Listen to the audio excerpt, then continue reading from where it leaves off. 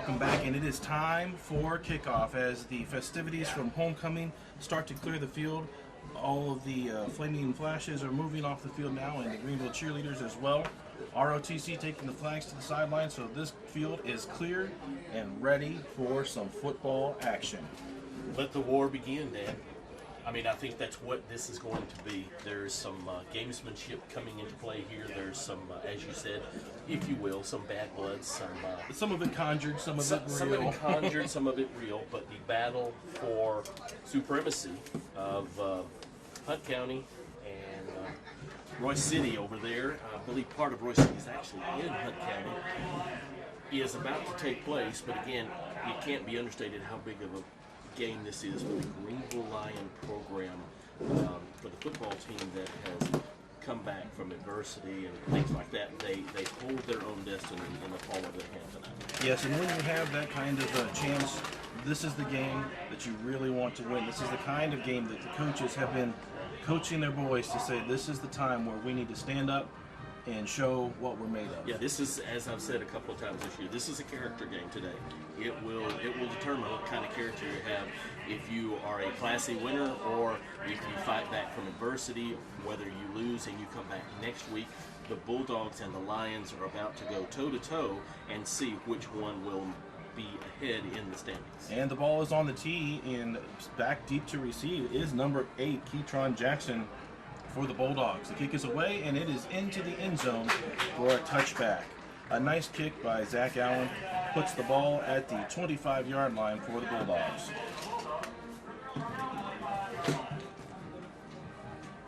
And the Greenville defense comes out onto the field. As you mentioned, Jerry, a bit undersized compared to the Bulldogs, but they've got a lot of fight in them. And one thing Greenville has going for them, Dan, is team speed all around. You betcha, especially on those defensive ends. We've got the Tucker Moman at the linebacker, and of course Tyrekus Davis there playing center field. Handoff, gets around to the outside for the Bulldogs and up to the 45-yard line, first down. They're going to say he's out of bounds at the 42. And it's the sophomore Petty Dozier, I believe. Yes, Michael Surface was in pursuit, but Ahmed Petty Dozier has quite a bit of speed on him. Now the other way, handoff, and he's tracked down, gets away from first tackle, and then is wrapped up behind the line and finally brought down. That's number 21, Petty Dozier, again on the carry, this time a loss of 5 on the play. And that was number 60, Dashawn Grigsby. Yes, Michael Surface slowed him down, and Grigsby cleans it up. And another quick offense this week, Dan, for the Lions. 2nd and 14, handoff up the middle. It's number 3 on the carry. That's Peyton Petrov, who I believe is one of the coach's sons. And he picks up the lost yardage and then some. It's going to be a 3rd down and right around 4 to go for the Bulldogs. Handoff, looking to go up the right side and met and tackled by, who else? Tucker Moman, to stop him just shy of the first down yard line. It's going to be a 4th and 3. And they're not even hesitating at their own 49 in the first quarter about going for this. Yes, very early in the game, first possession, going for it. The ball's not even across midfield. In the backfield with Oliver is number 21, Ahmed Petty Dozier. Oliver keeps it himself, and he's stopped short. He stopped short. Get it. He is stuffed at the 50-yard line. And the Greenville Lions did exactly what you asked of them, Jerry. A good stop, turnover on downs, and that gets a lot of momentum swinging in the Lions' direction. And what that will do to an offense is like, wow, okay, we had no hesitation going for this on our own 49-yard line in the first quarter with only a minute and a half elapsed in the game, and the Greenville Lion defense stuffed the Bulldog quarterback at the 50-yard line. And now the Lions come on the field for their first offensive opportunity. 3 wide receivers in the game, and two running backs. It looks like we have Lester Turner and Miles Denson set up at running back, flanking Brandon Stevens to either side. this is a very good Royse City team who has only lost once this year and has actually beaten 2 6A teams. Ball just across midfield, handoff to Miles Denson. Denson trying to get to the sideline, reaches the sideline, but is able to only pick up a yard before he is forced out of bounds. Yeah, he went to the far sideline there on that jet sweep again, and Royse City has seen the film as that young man gets loose. He is very, very dangerous. It only takes one time as the Greenville Lions now have a 2nd down and 9. Ball is at the Royse City 49. 10.5 minutes left in the first quarter. No score. First possession for the Lions. Stevens in the shotgun. 2 running backs flanking him to either side, and the ball is lost on the ground. And it looks like the Bulldogs may have recovered that. It was a little bobble on the pitch to Lester Turner from Brandon Stevens, and the Bulldogs fall on it and recover. On their side of the field, that ball is going to be spotted at the Greenville 43. So a quick turnover gets the ball back to the Bulldogs. Yeah, that's unfortunate there because the Greenville Lion defense came up huge in that first series of downs. And Greenville had an opportunity, so the defense is back on the field. 3 wide receivers in the game. Hand off to Petty Dozier. Petty Dozier making men miss all around, picks up 8, almost 9 yards on the carry. And Petty Dozier has that body lean that I've talked about before. He is a natural runner, and he sets his blocks up well, the little bit that we've seen him here tonight. So we'll see what the defense can do. A flag on the play. Oliver sees it and goes deep down the field. And it's good defense by the Greenville Lions to knock it away in the end zone. We'll see who the penalty's on. I believe it was one of the Lions lined up off sides, but I have been wrong before, as in last week. But that was a good play by the Greenville Lion defender on the far side. Even though the flag was thrown and the whistles blew, he continued to run with his man because you don't know when they're going to let the play continue. And it is an offsides penalty against the Lions. So this will give Royse City a first down very near the Greenville 30. 1st and 10 for the Bulldogs with 9:54 left in the first quarter. No score on the board. Oliver takes the snap, pulls it out of the belly of Petty Dozier and keeps it himself, runs up the middle for a gain of 8.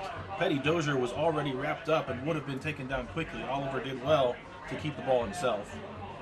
And they're right back at the line of scrimmage. Tyson Oliver fields a high snap, hands off to Petty Dozier. Petty Dozier has the first down. Ball comes out, and the Greenville Lions have it. He's got a blocker. That's number 9. That's Tyrekus Davis with the recovery up to the 50 and brought down just across the 50-yard line. The Greenville Lions get the ball back. It was knocked out by a tackler and picked up quickly by Tyrekus Davis, and the Greenville Lions are back in business. And he had a blocking group in front of him. Just a great reaction by the defense to have a pride of Lions, if you will, in front of him on the return, on a very, very quick turnaround.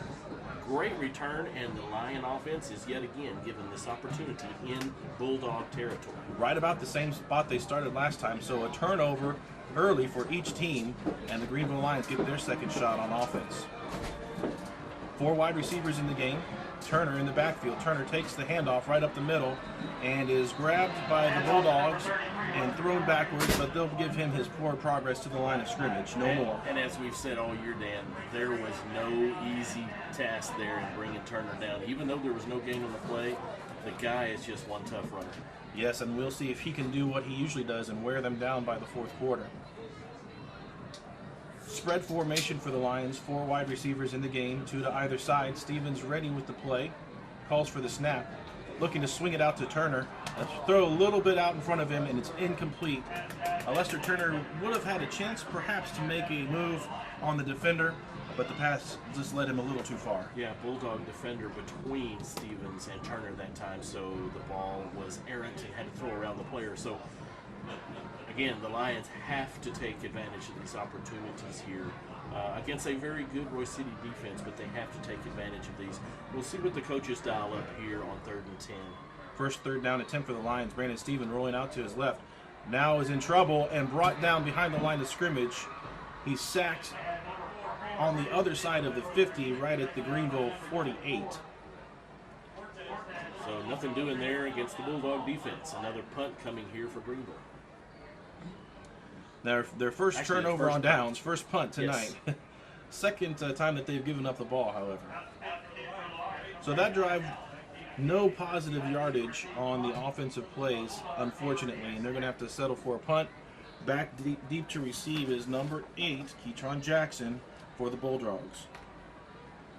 The punt is up and away. Jackson bobbles it at the 15 and is wrapped up and taken down right there by Tyrekus Davis. A nice tackle.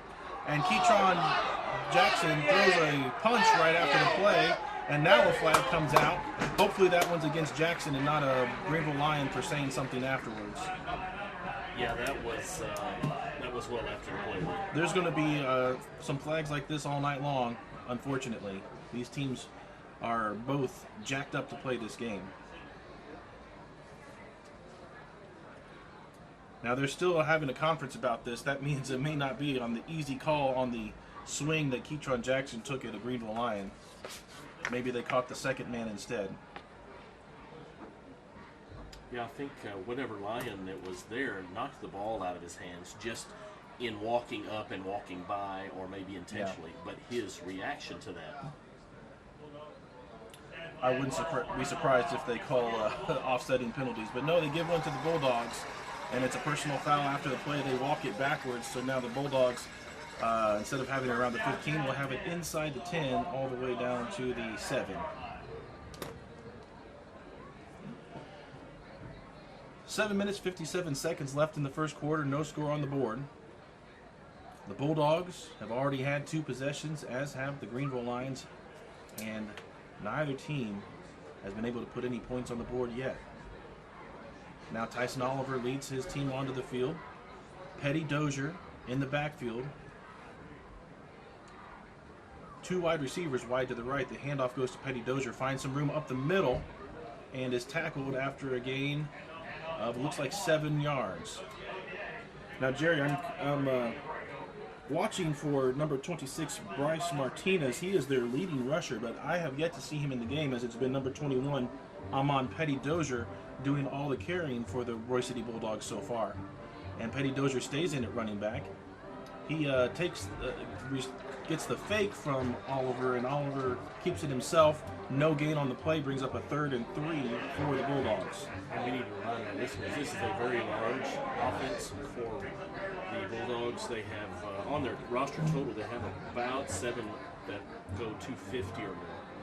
2 running backs in the game, 1 to either side. The handoff goes to number 3, Peyton Petrov, and Petrov has the first down and more to the 35, dragging men to the 40, and just across the 40 to the 41. Petrov, a big man, hard to bring down. He's only listed at 5'10", but 205 pounds. Yeah, he's a really tough runner there. Big holes being open, but the defense is really hanging in there, stacking the box now, Dan, on a lot of these plays. Empty backfield, perhaps a trick play. They do a reverse to number 2. That's Michael Alfin, their second leading receiver, and he is tackled behind the line, sniffed out well by the Lions. And a great job by Brago there, breaking off of his block and making a U-turn, if you will, to tackle the ball carrier. Brings up a 2nd down and 12. Petty Dozier back in the game at running back. Keytron Jackson on the outside, on the far left sideline, yet to be targeted. Lions only playing 1 safety. Snap is back, it's a little bit high. Handoff to Petty Dozier. Up the middle, falls forward. Not enough for a first down, but a nice gain. If he had kept his footing, he would have had a first down and more. And again, it's the Lions putting 5, 6, 7 in the box here to try to slow down some of these runners. And as Dan mentioned, the leading rusher hasn't carried the ball yet. 3rd and 4. Petrov again back in the game at running back, gets the carry and the first down by just about a yard. And again, just like against North Forney, they walk back to the line of scrimmage. They never go in the huddle.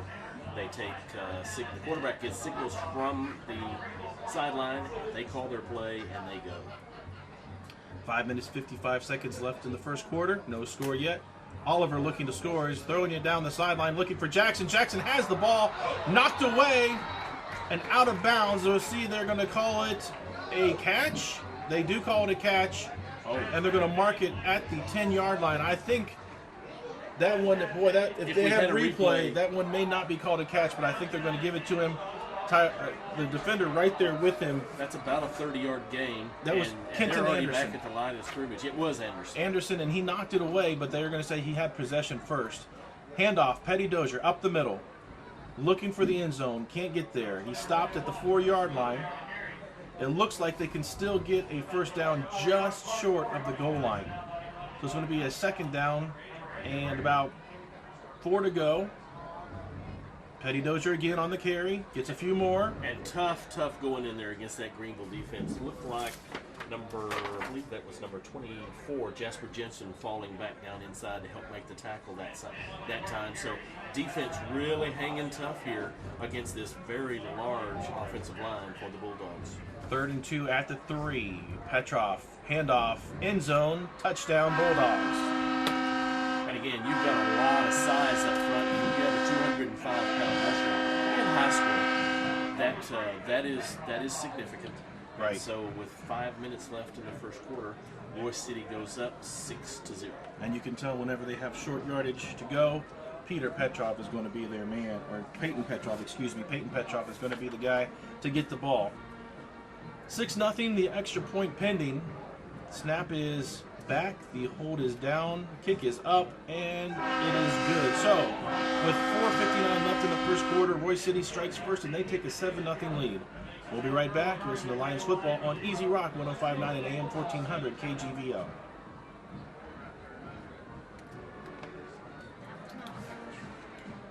Jackson caught the long pass. Yes. I believe number 8. Yeah. Man, I thought he was I going to got defend it. 40 yards. Is that about right? Yeah, because I said 30, 50. but it was actually 40 because I started at the 40 and it was from the 50, I believe. Yeah, that's what Yeah. I thought. On 50-yard line. Welcome back to homecoming night here at T.A. Cotton Forge Stadium. The Greenville Lions falling behind here 7-0 to the Royse City Bulldogs as the Bulldogs on their 3rd offensive drive finally hit some pay dirt and get into the end zone. A 3-yard run by Peyton Petrov to cap off the drive.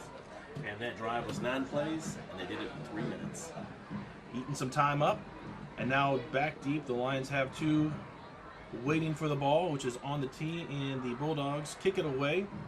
A little bit short. It's going to be fielded Mr. Denson.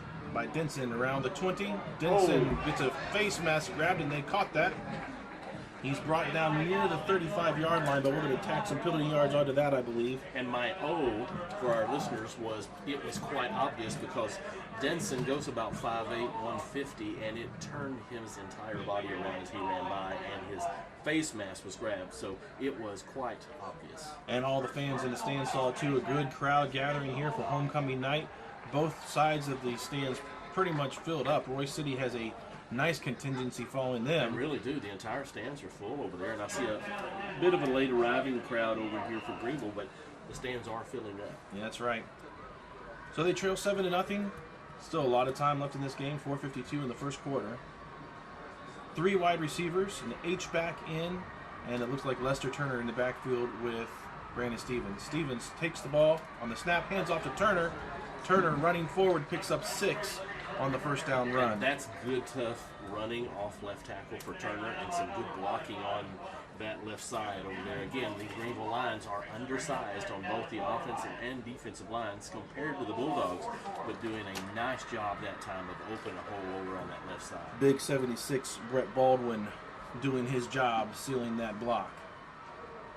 Denson in motion now. Snap back to Stevens, who hands it to Turner. Turner spinning away from a tackle and falls forward. Looks like he's going to get the first down there just past the 40 in Royse City territory. Now, Dan, how do you describe that, what we just saw in words? He was stopped, but it's those stutter steps and the lean that Turner has and the spin that got him 3 extra yards in that first down. Lester Turner has this interesting running style of doing a spin after he is wrapped up, and he's strong enough to pull away from the tackler and get 2 to 3 to 4 more yards every time after the contact.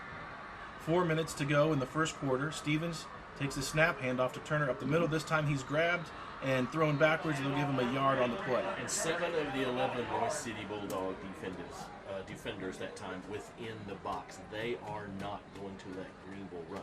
So look for some of this to continue to run up the middle, and then Brandon to pull that back, maybe roll outside, or a quick pitch to an outside runner, or even hitting Miles Denson in the slot. I think you're going to see them continue to stick with the run as well, though, just to let Lester Turner pound on this line a little bit.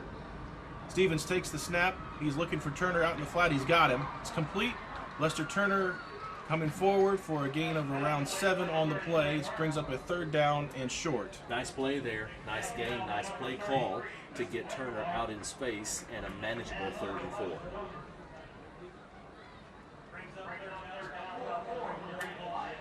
Third and 4 for the Lions. Ball sitting at the Royse City 33.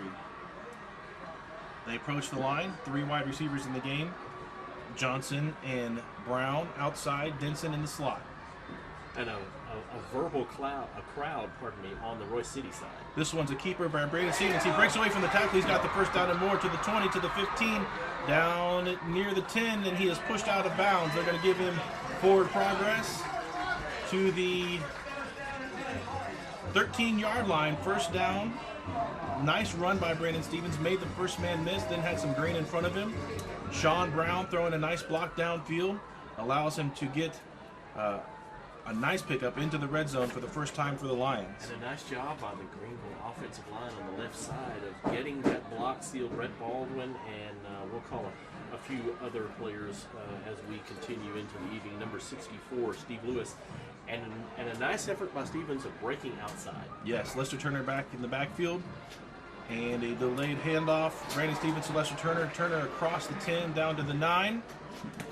And the Greenville Lions looking to put their own touchdown on the board. They're getting closer and closer. That was the 7th play of the drive as we get down below 2 minutes left in the first quarter. And Dan and Brent, this is exactly what the Greenville Lions needed. A sustained drive.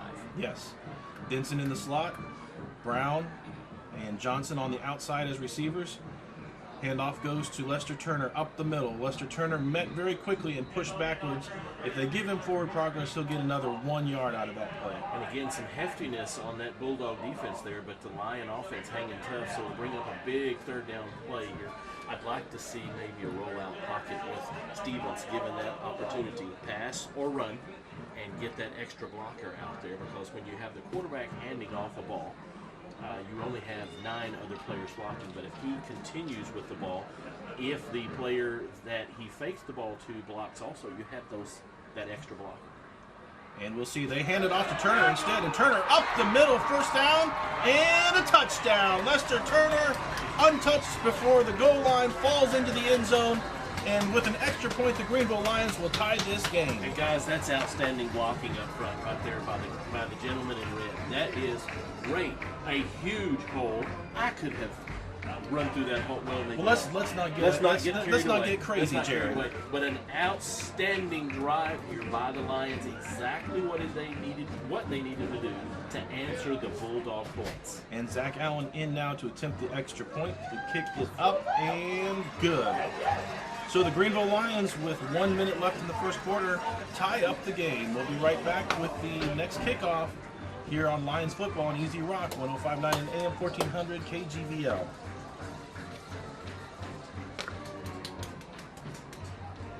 Just one, please. Are we out? I can't hear. My ears are stopped up. I've got my Yeah, if you can yell in my ear.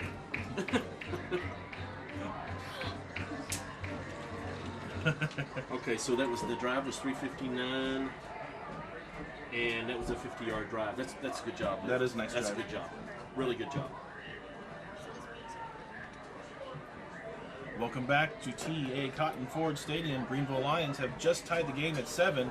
A nice run up the middle by Lester Turner puts an exclamation point on a drive that started near the 50, Jerry. Yes, 50-yard drive, and it took 3 minutes and 59 seconds, so a very good answer there, and good play calling there, and great execution. 2 third down conversions on that drive to keep it going, and Lester Turner, following his blockers right up the middle, falls into the end zone to tie it up. Now Zach Allen has the ball in the tee again, ready to kick it away to the Bulldogs. It's a low line drive. It's going to be over the head of Jackson and into the end zone for another touchback. And with Jackson's stats, not only he looks like an athlete, he's quite tall, and he has a very natural gait about him when he runs. With his stats in receiving, I'm kind of glad they don't.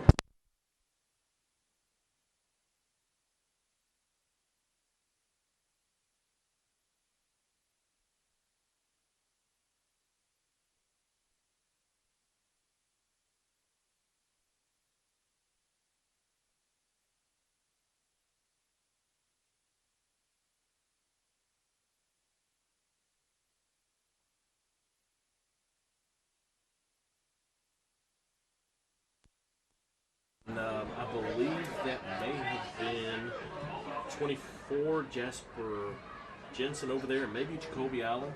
And I believe number 80 Jeremiah Branco may have been party tonight over there. And now number 10 Caleb Johnson comes in to play defense.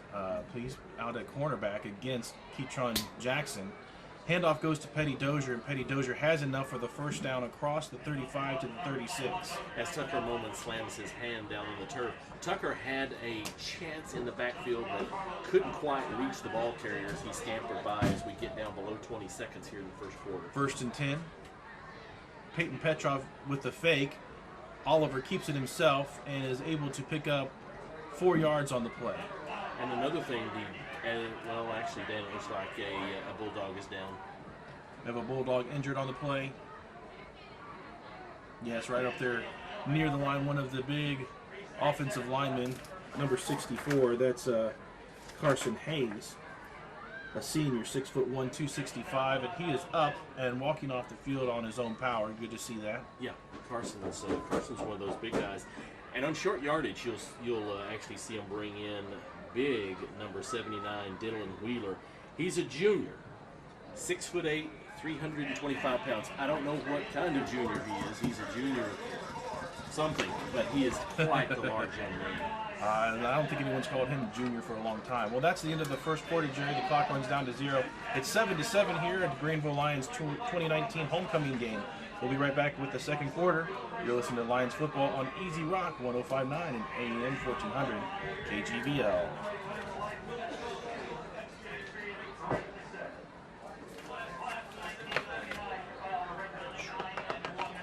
Their quarterback fumbled the ball a little bit, right?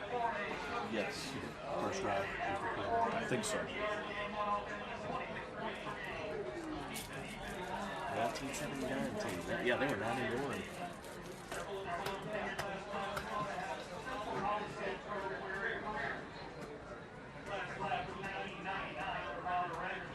Welcome back to Lions football here on Easy Rock. Remember, you can always find us online or stream using your smartphone on the TuneIn radio app. We're about to start the second quarter. Game tied at 7. The Royse City Bulldogs with the ball on their own side of the field, ball marked at the 41. Greenville Lions so far doing a good job holding them, playing some nice defense. It's not been a runaway by any means. So we'll look for them to continue that as they have 2 wide receivers in the game. Handoff goes to Petty Dozier. Petty Dozier spins away from a tackle and another. Now a flag comes in late. He's got the first down. He's still on his feet. They're letting this go on a long, long time. They should really not let a pile like that be pushed around, especially in a game where there's high feelings already. But they're going to mark him all the way up to the Greenville 39. Yeah, and the last 8 yards were courtesy of an entourage of his linemen pushing. Right.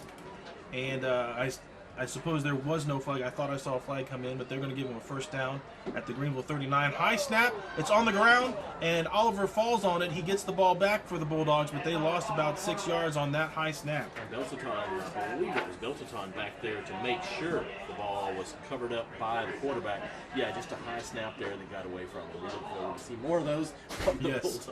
There have been a couple high snaps already that Oliver has had to try to field. Now coming onto the field, number 15, Octavian Wilkerson at cornerback. Oliver calls for the ball. He's looking to pass. Finds his man. Inside screen. Great job by... And that was tracked down quickly. That's Devoya Washington. Wow. Outstanding play on defense by Devoya Washington. It's going to make it a 3rd and long. He lost another yard on that play. So a 3rd and right around 17 to go. And Dan, as we talked earlier, the Lions are actually giving help to guard Ketron Jackson out here The corners are playing up close, but he does have safety help over the top on several plays. And that's just smart. That's what you're going to have to do against a young man who has that many receiving yards. A little bit of a high snap. Oliver's looking to pass again over the middle.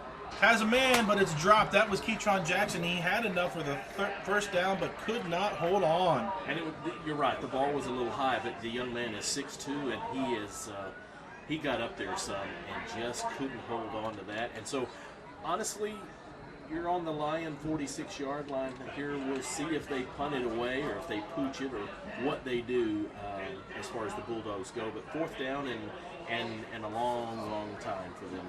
I think because of that distance, they are going to punt it away. Caleb Johnson back deep to receive it, and it's going to go out of bounds near the 20-yard line. And that's okay field position for the Lions. We're going to take that anyway. Anytime we can get a stop by the defense and get the ball back, I'm going to be happy tonight. He'll get credit for a 26-yard punt, but it was very effective. It went out of bounds at the 20, and there was no return. Lions coming back on the field, game tied at 7. Good job there by the Lion defense. Really nice effort by everybody. Yes. We've got Caleb Johnson in wide to the left, and then Sean Brown wide to the right with Miles Denson in the slot. An H-back blocker in, and Lester Turner in the backfield with Brandon Stevens. First down. We need to get Denson in the space here. Low snap, fielded by Stevens, handoff to Turner, and Lester Turner is able to get back to the line of scrimmage for no gain. 10 minutes, 15 seconds left in the first half. Game tied at 7. Nice play there on defense. I believe that was Dalen Dunbar, 6 feet, 220-pound senior defensive lineman.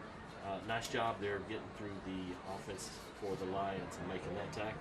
2nd and 10, same formation. Stevens claps his hands looking for the ball. Wants to throw it out to Denson. Throws it a little short and incomplete. Miles Denson not able to grab a hold of that one. And a flag on the play. It's in the backfield, Dan. Yep, this is in a bad position for the Lions. It's probably going to be a hold. And several substitutions going on for the offense now, so they may have brought in another receiver or maybe an H-back, but it's going to be, if the penalty is taken, I believe that'll still be second down, but it'll be a very long 20 yards. Right. Well, Jerry, this is homecoming night, so at halftime we'll partake in some of the homecoming festivities ourselves. We'll talk about the homecoming court, and we've got a special interview tonight. Mr. Sam Duncan, lifetime Greenville resident, played on the football team and has had season tickets all these years, is going to sit down and talk with me quickly tonight as well. So we'll enjoy that at halftime. Right now, the Bulldogs decline the penalty and make it a 3rd down and 10 from the Greenville 20. 4 receivers here, so we'll see if there's a run-pass option for Stevens. Stevens takes the snap, looking to pass down the field. Now pulls the ball down and is tackled from behind for no gain at the line of scrimmage. Yeah, Stevens would like to have that back because there was a lot of time there in the pocket, but the coverage was good, and with his legs, he could have easily made that first down. But, again, he managed the situation, no turnovers. It is a punt for the Lions. But, yeah, I'm sure the coaches will talk to him, hey, man, you've got wheels. Just a little bit too much hesitation there. Just a hair. Couldn't decide whether to throw it or run it, and they caught him from behind. So, still tied at 7. The Lions are going to punt it away from their own 20. Back deep to receive is Keytron Jackson, standing at the Royse City 45. It's going to go out of bounds near the, they're going to give him, wow, that's a very generous spot. Yeah, I would agree. Now they're making it a little bit more reasonable. Okay, that's more. It went out of bounds really on the Greenville 45, and that's where they're going to get it at the 46. Yeah, that was a little one of Allen's little shorter punts. That's about 26, 27 yards. Again, it does get it up towards midfield, but I'm sure the coaches will look at what's going on with the offense. Here comes the Royse City offense again.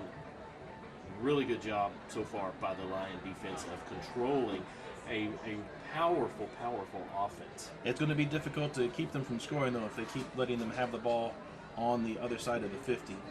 Petty Dozier gets the handoff, spins away from a would-be tackler.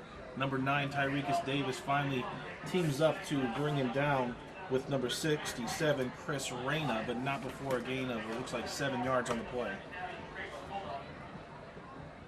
2nd and 3. Flags on the snap. It looks like it's going to be some motion on the offense. And sure enough, they're going to walk that back 5 yards. Petty Dozier was going to take the handoff and had some room to run, but they whistled the play dead.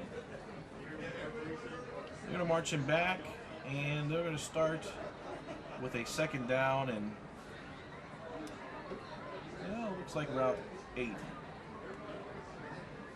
Petty Dozier still at running back. We have yet to see Bryce Martinez.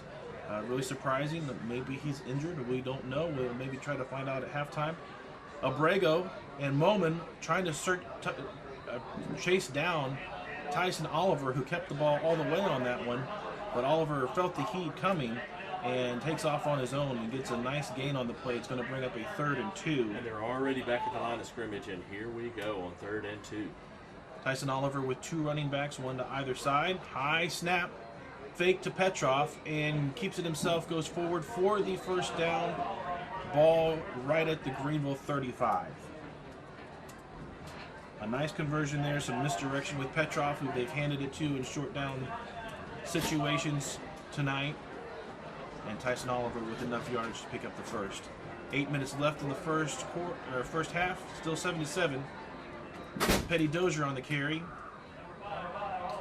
2.5 yards gain. I think that was Oliver again, but he had another high snap, Dan, that was bobbled a little bit.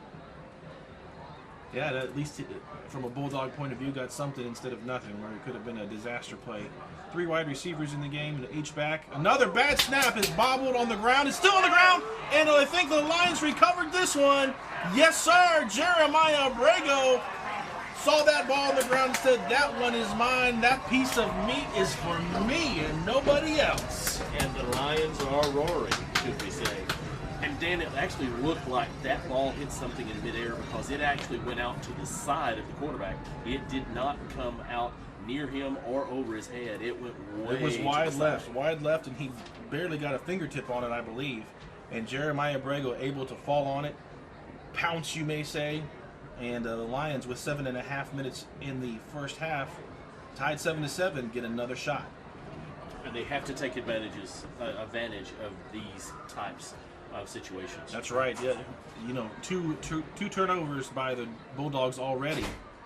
That's big time. Stevens takes a snap, keeps it himself all the way, right up the middle, following a blocker, and picked up looks like a gain of 5. And nice run. I think the coaches will take that right there every time. Oh yes. Just a little straight snap to the quarterback. You've got 11 blockers, 10 blockers in front of him, and 5 yards, and run some time off that clock here in the first half. I think they'll take that all day.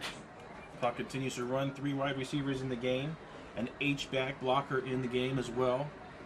Stevens calls for the ball. They're going to do it again the other side. And this time, Stevens breaks through.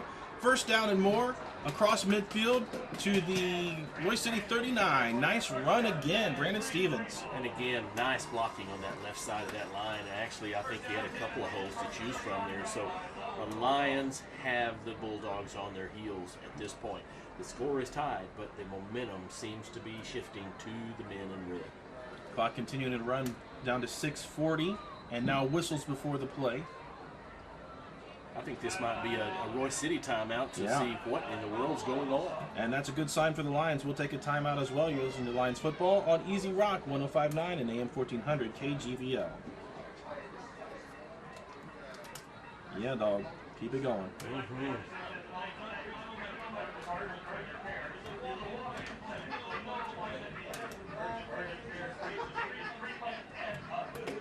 If we talk at halftime about anything, a win here tonight, I think you're solidified. Probably. We'd have to do the math. Welcome back to Lions Football on Easy Rock KGVL. The Lions roaring right now. Recovering the ball for the second Bulldog turnover of the night. Have the ball across midfield. Down to the Royse City 39 and a first down and 10 with 6.5 minutes left in this first half. Game's tied at 7, and Jerry, I'm very, very happy with the play of the Lions so far. Yeah, because they seem to be at the direction of their coaches adjusting to things that the Bulldog defense are doing, putting more folks in the box. They get outside, but just a Good job so far by the offense. Denson goes in motion. Fake to Lester Turner. Brandon Stevens keeps it again, third time in a row, and gets another good gain. I think he got 6 that time. Yeah, went around left end. Nice job over there by I believe it was the receiver and maybe the tight end over there. I believe that might be number 37, Davion Wallace on the far side. Had a good block on that play. 2nd and 4 for the Lions. 3 wide receivers in the game. They like this formation. They're going to stick with it for now. Again, Stevens up the middle. Finds one blocker, turns back the other way, and is 1 yard shy of the first down. 3rd down and 1. This is the 4th play in a row that they have let Brandon Stevens just hold on to that ball and run it. And Dan, I've got to think they've seen something. Yes. And they're trying to attack that weakness that they have seen. Stevens that time, if he had taken a couple of more steps, but I think he was looking to get outside maybe for a big running lane. So a big 3rd and short here for the Lions. 3rd and less than 1. And there's some movement on the right side of the line. That's going to be a flag against the Lions. The Bulldogs doing some jumping around of their own. Got that line a little skittish. Yeah, so that takes you from your 3rd and 1 to more of a 3rd and 6. So, yeah. You limited your options a little bit there. It does. It does. I wouldn't have been surprised to see them take a shot at the end zone on 3rd and 1. Yeah. Just to change things up because of the 4 runs in a row by Brandon Stevens. We'll see what they do here, though. Coaches so far are doing a great job mixing things up and keeping a nice flow in this game. Game clock's at 5 minutes and 15 seconds. Game tied at 7. Play clock down to 5. Brandon Stevens ready. Denson in motion. And handoff is fake to Turner. Stevens looking for the outside. Gets up to the 31 and is just about 1.5 yards shy of the first down. Yeah, I think Brandon thought he had the first down that time. Yeah. So he steps out of bounds, and if he turns it back upfield, he's easily got the first down. I don't think there's any thought here on the coach's part. We are going to go for it. They definitely want points, but I don't see any stirring by the special team, so it looks like they'll leave the offense out there. And he may take a timeout. The play clock's down to 20.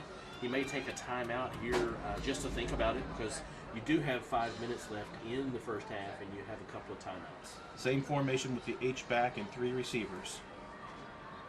Movement by the Bulldogs. Brandon Stevens takes a snap up the middle. First down inside the 25. And the Lions keep this drive alive. And again, over on that left side, you've got some good blocking by this offense. And you've got the H-back. I believe, again, that's Davion Wallace in there for the extra blocker. Outstanding job by the coaches of exploiting whatever they saw, Dan, in this defense. Davion Wallace has made a huge difference in this running game here in the second quarter. And now, staying with the same formation, 4 minutes and 35 seconds left in the first half. Handoff to Turner. Turner makes the first man miss, picks up 3 to 4 yards, and the clock continues to run. And Wallace went in motion that time, just a little slow motion to the left.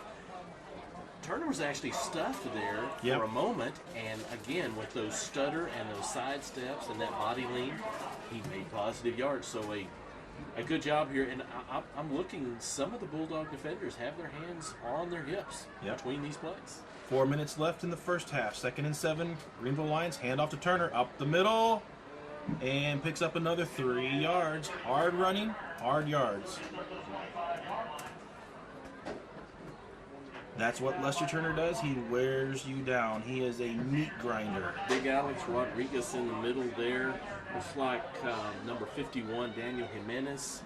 Number 73, I believe that is, Sam Martin. So a great job up front so far by the Lion offense to move these Bulldog defenders out. Big 3rd and 5 right here. Handoff goes to Turner.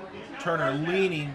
Turner with the first down, just enough past the 15. That was an excellent run by Lester Turner and excellent blocking by his H-back blocker, Davion Wallace. He just followed that blocker all the way and just enough lean at the end to get the first. And guys, this clock is down to 3 minutes. This will be the 12th play of this drive. So the Lions have got the Bulldog defense worn out. And right now, we're right at 3 minutes left in the first half. Game tied at 7. It's a handoff to Turner. Turner this time is going to be stuffed at the line of scrimmage, and they'll mark him a yard backwards, as a matter of fact. Brings up a 2nd and 11. Good play there. I believe that was number 33. Ezekiel, I believe is his last name, is George Ezekiel, the linebacker for the Bulldogs. Clock down below 2.5 minutes here in the first half. Lions tied 7-7 in this pivotal game with the Bulldogs. Johnson and Denson out wide to the left, Brown out wide to the right. Now Denson comes in motion and he takes it on the sweep. Denson with some speed. Denson to the 10 and steps out of bounds. He was past the 10, and if he could have stayed in bounds, that was a sure touchdown. They're going to mark him at the 6. So that'll bring up 3rd and 2 for a first down. Greenville Lions still able to get the first here inside the 10-yard line. And clock is going to be stopped now that Denson stepped out of bounds at 2:17. And this will be the 15th play of this drive. A huge drive for the Greenville Lions, especially if they can cap it off with 7 big-time points. Got to make these next several plays count with positive yards. Same formation. Lester Turner right beside Brandon Stevens, and this time Stevens calls for the snap, and everybody moved but the center. And that, instead of 3rd and 2, now you've got 3rd and 7, guys. So I think you probably want to give Stevens the option here as number 16, that is Octavian Wilkerson coming into the game for the first time tonight. So a very, very big play here on 3rd and 7 for the Lions. You can get a first down, but you've got to get inside that 4.5-yard line. 4 wide receivers as Jacquez Davis comes in at wide receiver as well. Stevens looking to pass. Has a man, and it's a touchdown! Sean Brown! Touchdown, Lions! And it was not open until just a split second, and Stevens had the presence to wait for it. Here comes the rush, rush. Threw a bullet, and Brown was covered, and he put it in the perfect spot, in the end zone. Pumped once and threw that ball just about as hard as he could, and Sean Brown with the hands catches it and puts the Greenville Lions in the lead. Now the extra point is up and good. And the Greenville Lions, with a minute 56 left in the first half, take a 14-7 lead. A penalty flag perhaps on this extra point is an offsides against the Bulldogs, and they're going to decline that. We'll be right back with the Bulldogs' possession. You're listening to Lions Football on Easy Rock 105.9 and AM 1400 KGVL. Boom. Wow. What a throw. You count that as a first down Where? on the last play? No. That doesn't count as a first down. It was 12 yards. What's The that? touchdown? Oh, Is that right? It was a 3rd down and 7. it was a but they 3rd got and in- 7. It's And they not were a at first the down, it's 12, just a touchdown. right? Yeah, but you won't count it since they got into the end zone. Now, if he had been stopped at the 1, we would count it as a first. Yes, sir. But it was from the 12. It was from the 12. Now I count it on mine because... Do you? I count it on mine because otherwise I'm going to call it a failed one, and it's not a failed. That's really not a failed 3rd down conversion. Yeah, you're right. Welcome back to Lions football. Lions take the lead 14-7 with a minute 56 left in the first half. They're going to be looking to keep the score right there, Jerry, unless they can add more points with another turnover. Bulldogs already put the ball on the ground twice. Lions able to come up with it, and on that particular drive, hold on to the ball for a long time and cap it off with their own touchdown. Yeah, great job there all the way around. Coaches, offense, everybody, cheerleaders, whatever, everybody. 15 plays drives in high school don't exist that often. Ball's on the tee. Zach Allen ready to kick it away. Back deep. Keatron Jackson, they're not going to give him the chance. It's fair caught by the Bulldogs at the 35. That does give them good position, but again, it's effective because you don't have any time, any return, but it does keep the 2 minutes on the clock. But the defense has to be really stout here. If you could go in at this score, I think you would consider this a very, very positive first half. Huge game for the Lions tonight. Probably the biggest one of the season so far on this homecoming night. A minute 56 left in the first half. They've got a 7-point lead. And the Royse City Bulldogs have 2 timeouts left. It's a handoff to Petrov to start this drive, and he is brought down after a very short gain. Mr. Delta time. Maybe 1 yard there for Petrov. And look here for Jackson, man. I think, guys, that Greenville's probably going to play a corner on him, but play a safety over the top for help, and it looks like that's exactly what they're going to do. Look for Jackson to get to touch the ball here. They've got Kenton Anderson covering Keytron Jackson right now, and Oliver's looking that way. And Keytron Jackson has him beat, but the pass is off target and out of bounds. Yeah, they did a little head fake there, and he bit. So I'll promise you the coaches will talk to him about that. But the ball was thrown well out of bounds. I'll tell you, though, that's the guy that I want covering Jackson. Yes. Keytron, Kenton Anderson, a few weeks ago, you remember here, he had a great game, knocked down 4 passes, could have had 4 interceptions, but is always in good position. Jackson isolated on the near side here. Oliver throws, complete Inside out to screen. Petrov, and Petrov gets the first down all the way to the Royse City 47.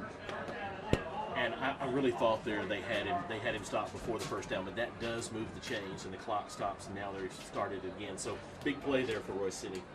3 wide receivers, and it's a handoff to Petty Dozier.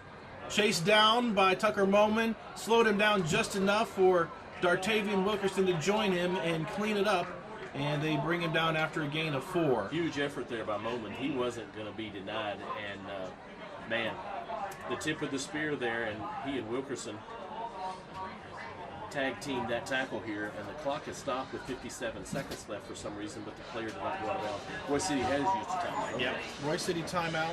So we're going to take a timeout as well. 57 seconds left in the first half. You listen to Lions football on Easy Rock KGVL.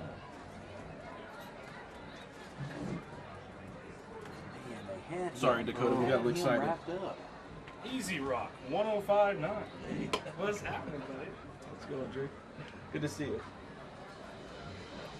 Oh, they're playing. Oh, look at that. Oh!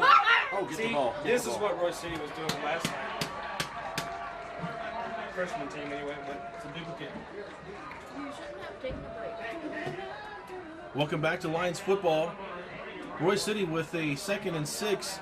Now a snap way over the head of Tyson Oliver. That ball is going to go rolling way back inside the 35 to the 31.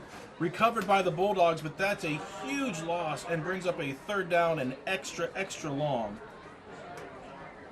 Wow, the Bulldogs having tons of problems with the exchange between the center and the quarterback tonight. The quarterback's been in the shotgun all night long, but that is at least the 3rd or 4th snap that's gone awry, Jerry. Yeah, I've got to think that they'll make an adjustment either here in the first half with 34 seconds left, and it looks like Royse City has used another timeout of theirs. But, yeah, they'll make an adjustment on that. They may trade centers or whatever the situation is there, but that's at least 3 or 4 times, and Brent is motioning that was actually a Greenville timeout there, since it is 3rd and 22 or so. I should say on the scoreboard it says 3rd and 29 with 34 seconds left. The Lions hoping, hey, maybe we'll get a shot to kick a field goal. So I think you've got to play center field here. You don't want to let anything get behind you. Probably at least 2 safeties, if not 3, and maybe look for a screen or for them to isolate Jackson on the near side. Lots of Lions playing there in the secondary. Not playing very tight. They'll let them get something short. And now some pressure comes through. They set up the screen. It's nearly picked off by the Lions because the screen man was not able to get to the ball. And that was Belton again out there breaking up that screen and almost came up with the interception. Yeah, so a big time play there for the Lions. 4th down and 27 for the Bulldogs. They are going to get another shot as that incomplete pass stops the clock with 30 seconds left. Greenville with 2 timeouts. And combined with that snap over the head, good job there by good effort by the defense.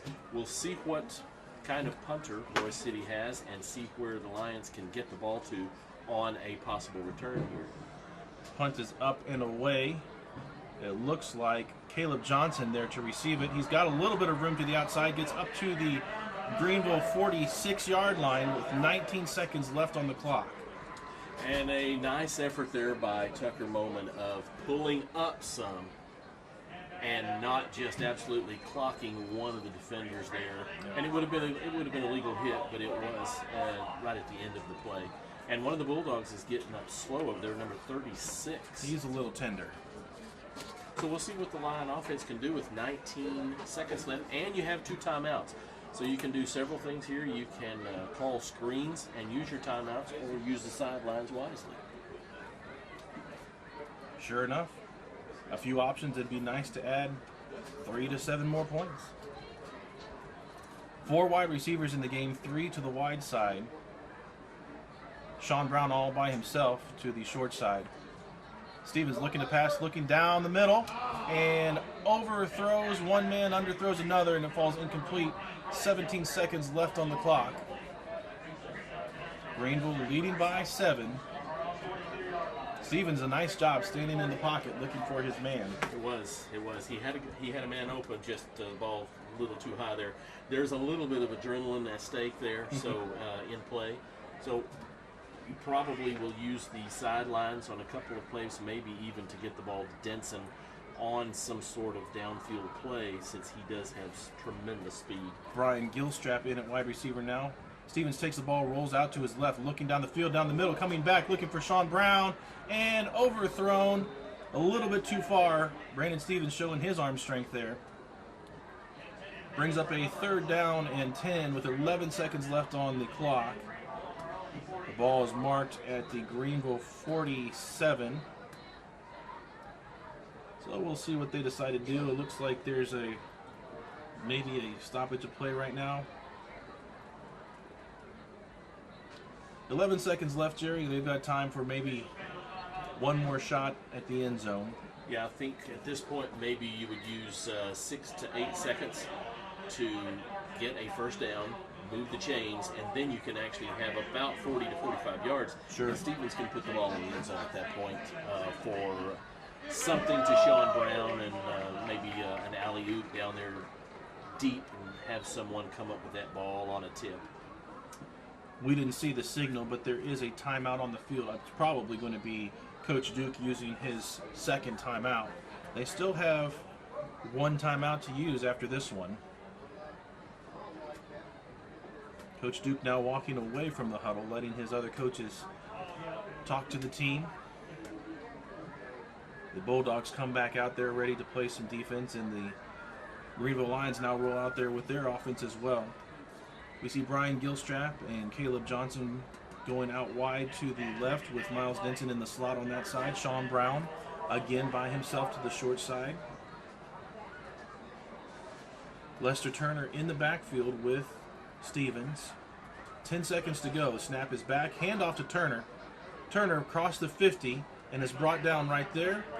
The clock continues to run down to 2 seconds and 1 second, and the Lions are happy to go into the locker room up by 7. Coach Duke pumping up the crowd and slapping his guys on the back as they head to the locker room. He's very happy with his first half performance. So there you have it. The Lions looking really good, both on offense and on defense, against a very tough Bulldogs team. 14 points in the first half is a pretty good accomplishment. I think so, especially physically larger team, but the execution has been in favor of the Lions, even though they've had 1 or 2 bobbles of the ball, nothing like the snaps that have given the Bulldogs trouble. So I think at this point, it's a very good first half, 14-7, and you get the ball to start the second half. Hey, can't ask for more than that. And when we come back, we're going to have some of our halftime interviews. 2 interviews with 2 varsity coaches from what the rest of the world calls football. Our varsity soccer coaches, both the men and the women. Chuck Malmrose coaches the guys, and Shelby Hill coaches the ladies. After that, we're going to have some stats and analysis with our man Brent Grissom filling in tonight for Steve the Stat Man. Well, an exciting first half, and the Lions take the lead into the locker room. We'll be right back with the halftime interviews. You're listening to Lions football on Easy Rock 105.9 and AM 1400 KGVL. Okay. All right, so Dakota will play those interviews right in a row, so it should give us a good amount of time. Okay, so when the snap goes over the head, Yeah, sounds good. Maybe like 30 seconds in between and just a minute after. Yeah. All right. I'll leave the connection on, but probably one of us will have a headset on at some point. All right. We'll be back. Okay, Is so that now? when the snap goes over the head, Yeah. like the last one that was a negative 18 yards, you point that on Oliver, and Yeah. you take that against his rushing yards. Quarterback? Yes, Yeah. sir. Yeah, you take it away So from the you quarterback. count that as an attempt, and then also as a negative. Yeah, because the, Yeah. the So now he has yeah. 0 yards rushing. Oh, okay. That's not. Yeah. I'm surprised he has has 0. I thought it'd be negative. Because Well, it yeah, could 'cause be because how I many- may have missed That's that all right. one. Yeah, that's all right. We're just trying to get close. Yeah. Wow. Wow. Wow is right. Say, hey, they came out flat. They didn't have school They did. all week. They did That, have school all I week. mean, with the 17 seconds left, he had a guy wide open, like you said, over the yeah. middle, and that was close. and he you know would what? have ran it all the way to the 20. He would have gotten down far enough to Yeah. where you could take him 2 shots in the end zone. He was and you about still had the 2 timeouts 32. left. That's why he took And the about first the- time out. I mean, if you get Yes. that, whew, Yeah. that's Yeah, all right. If you connect on that post route, you're in business. I'm pretty happy with the way things turned Yeah. out. And now, Jimmy John's. Jimmy John's. Jimmy John's time.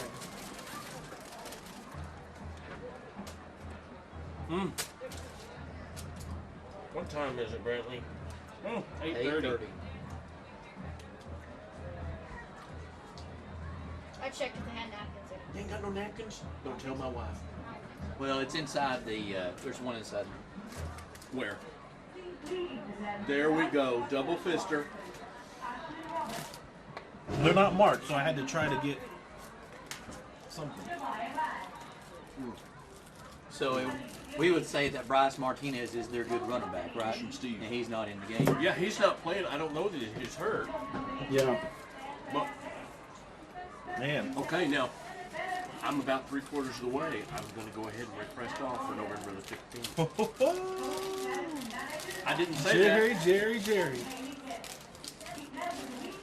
Man, oh man. Hey, they're looking good. In the neighborhood. Let's see some other scores. Oh, let's see. Corsicana 21, Sulphur Springs 14. Oh, Ennis- that's closer than I thought it would be. Ennis 38, 40 nothing. Terrell's at Kaufman leading 17-14. Really? Okay. Good for Terrell. Let's see about them Buckeyes.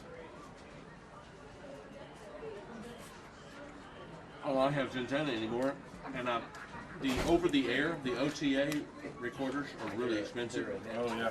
Well, I haven't gotten one yet. Did you record it? What? Is, what used to say English accent.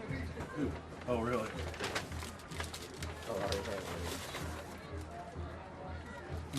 Now, when you come back, are you going to mention the homecoming court? Yeah. At some point. What's that score? We don't know yet. They're replaying. Northwestern 31. Just turn it on. I hope not. Last time I looked, it was 7-3 Buckeyes. You never know though when you go to Practice from the Mega Sports Camp. Evanston, There he goes. Illinois. Oh, Jerry, he's looking forward to that mega sports camp. What? Brantley's looking forward to another mega 14 sports to 3. camp. Ohio State. 14 to 3. Who are they playing? No, it's just the Northwestern. start of the second. Oh, Second okay. quarter just started. Northwestern's perfect. So what was that, What are an they, 8 o'clock? 8 o'clock start? Not the Northwestern Demons. It's supposed to be 7:30. Wonder if it was delayed. Wow. Oh,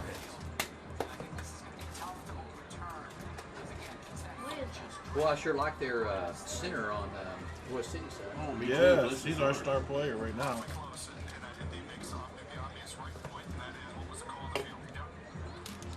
All right.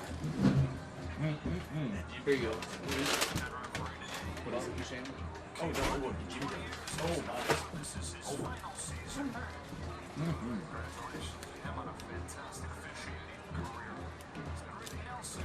We are Jimmy John's fans up here.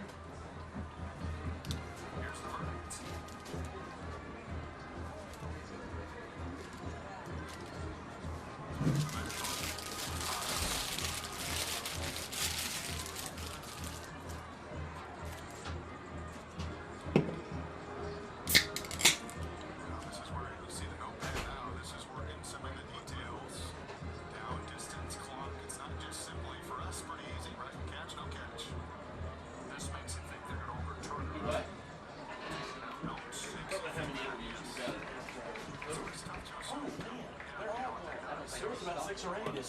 Like pepper if you like.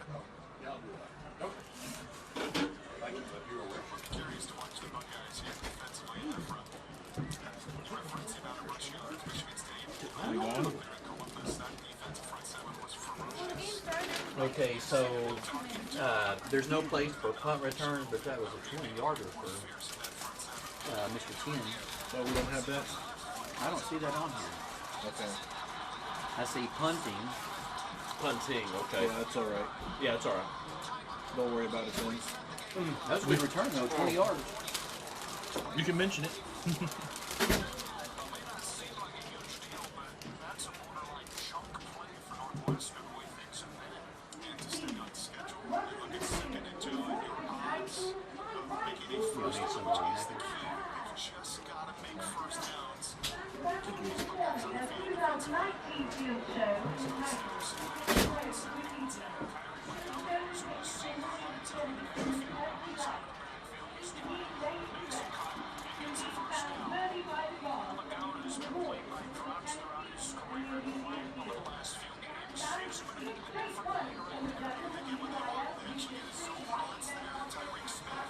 When do y'all play Wisconsin? I think after this one. Drum majors of the Mighty Bulldog Band are Early Herman, Sean Thomas, Macy Larson, and Randy Moss. Color guard captain is Emily Foolwood. Color guard lieutenants are Mela Potter, Cindy Shepard, and Bella Izolo. Soloists this evening are Ashley Moss, Emily Foolwood, Matthew Lamb, Lorna Davis, and Laura Brother. Outstanding markers of the week are Sophia Bennett and Johnny Penn. Outstanding leadership to deliver the week is Natalie Land. Standing under the direction of Doug Foolwood, Jason Webb, Kim King, Megan Hammer, Connor Pickles, Probably the next Carrie best Webb, team in their division Cody is Hammer, and Ben Allen. Iowa. And now for your halftime enjoyment, the Royse We've got Michigan, Michigan State, Ohio State, Penn State, all in the East.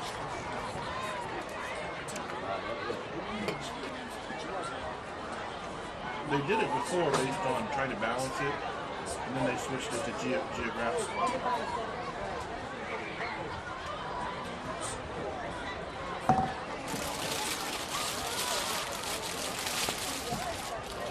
Delicious.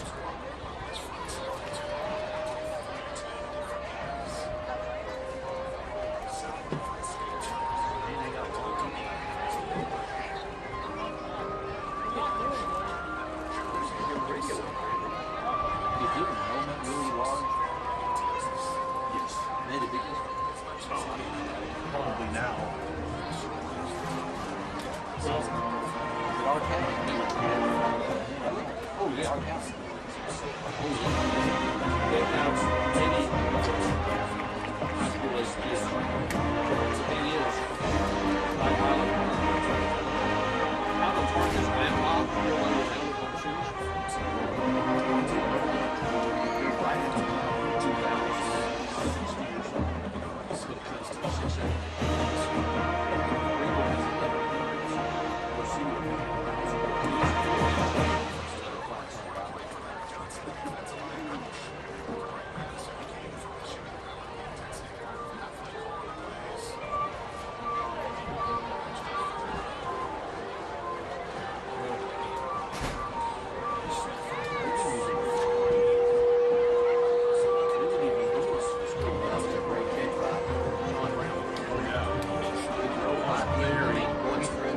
Yeah, he did.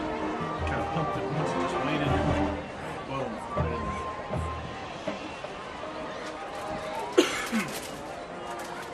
You know what?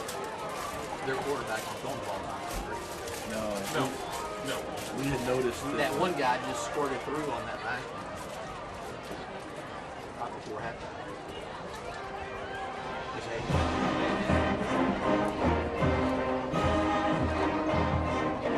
There you go.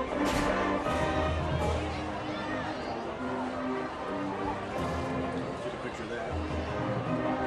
so they already knew the whole Yes.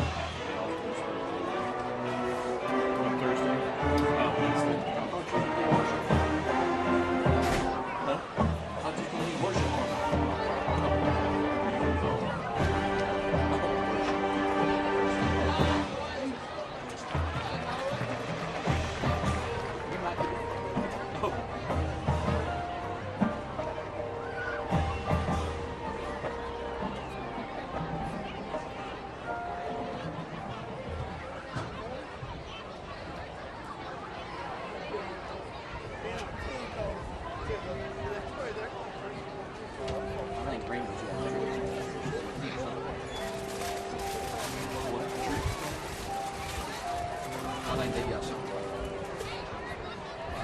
They exploited a weakness there in that second quarter.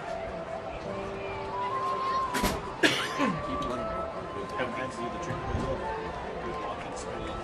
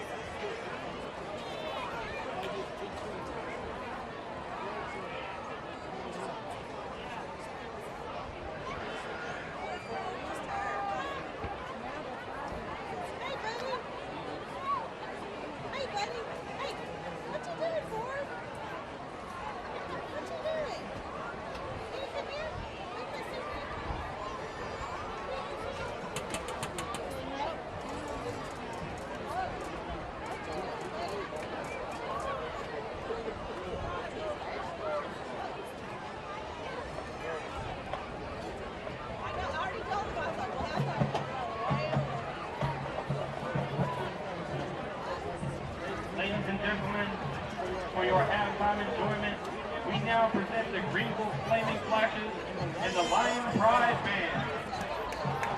The Flaming Flashes are the oldest drill team in the world. Founded 91 years ago by Jesse Neal Royse Davis. City Marching Band. They have Band creator a band that is as large as their football roster. Both the band and the football team very big this year. Flaming Flashes coming on the field, and right after that will be our Lion Pride Band. Got to mention the Lion Pride Band for just a moment. They just had a UIL competition, and they received all superior ratings at the UIL Region 3 marching competition. So great job to the Lion Pride Band. We have loved their halftime show all year long. They're going to be competing next at the Memorial Stadium October 26th. Go out there and support the Lion Pride Band if you can at all. What a first half we had, Jerry. 14-7, the Lions coming away with the lead. They fell behind early. Able to come back.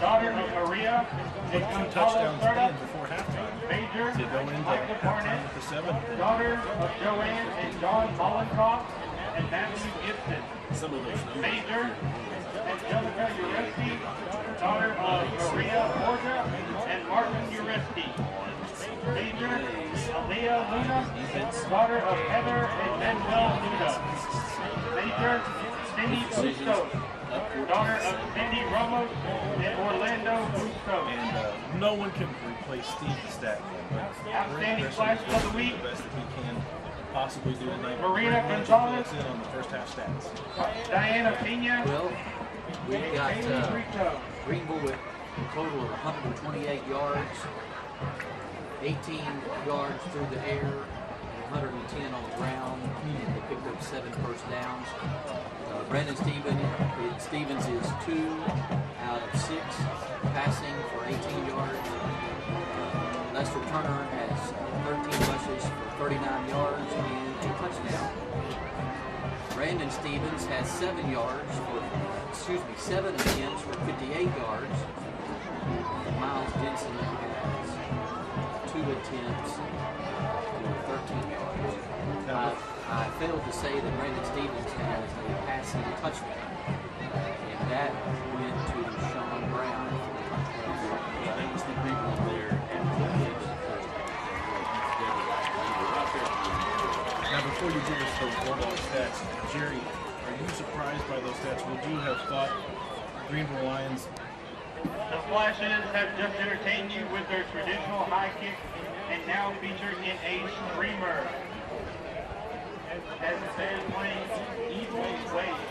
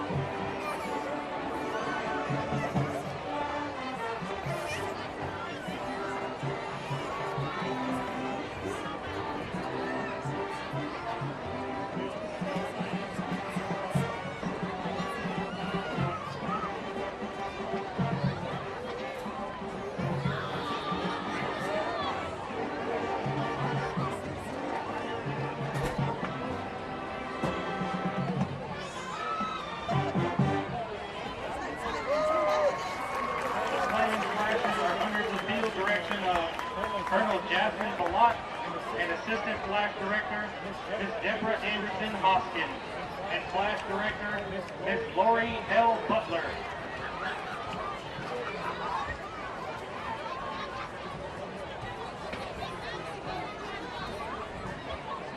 Good evening, and welcome to the Lion Pride Band's portion of tonight's halftime.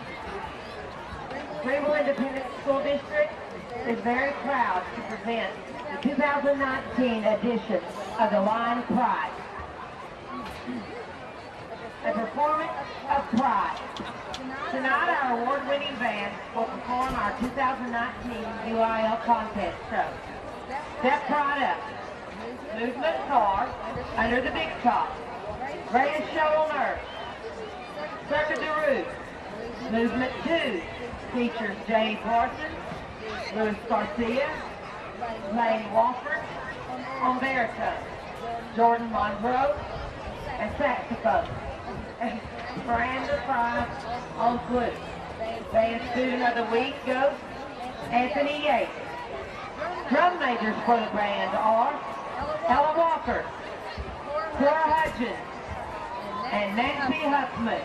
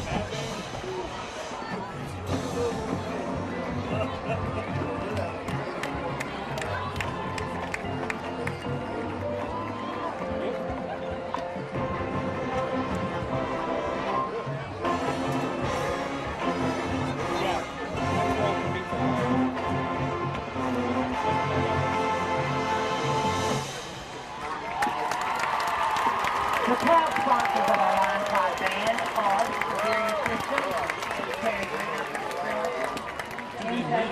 Investment and Company, Greenville So Greenville Lions at this point are looking good, as you have been seeing. They control their own destiny, and with each game that is going to get First Family Home better and Health, better if they continue to Common see Care, Like you said, the 2K lead is big, Curtis, but you Alexander, also and own the Campbell. talent over the court. The Line 5 band is under the direction of Royse Jennifer Beck, Cody Holmes, We don't know about the coaches to Kelsey McKee, maybe they were to slip up and Avoscato, lose another one, especially if they Benjamin have Nuno, significant Aubrey injuries Williams, to some and stars. as always, So if the thank you Lions to the Line 5 can band parents and win alumni 2 of the next association. 3, even 1, you're still in a very, very good position, and you've done it yourself. You didn't have to wait for help. Well, these players and coaches are very hungry. As Mr. Duncan said, I believe it's been since 2003 since the Greenville Lions were in the playoffs. So it's been quite a drought. And these guys are hungry. They want it. You can tell. And here come the Lions back out onto the field. A lot of energy coming out of their tunnel. They are pumped up tonight. They are excited with this big homecoming crowd here. And the crowd is excited as well. The Royse City Bulldogs yet to come on the field. Now they come charging out of their Bulldog inflatable to the sound of a train whistle. Hopefully that'll be the last time we hear that train whistle tonight. I would certainly hope so. It's really important here that the Lions come out, field the kickoff good, get a good return, establish some offense, maybe even get a good big return, move the sticks a couple of times, come out. If you could come out and get some points on this first drive and series of downs, I think it would go a long way in establishing your dominance on offense and giving the defense an extra breather. And kudos again to, as you said, to all the coaches, the game plan, and the execution tonight.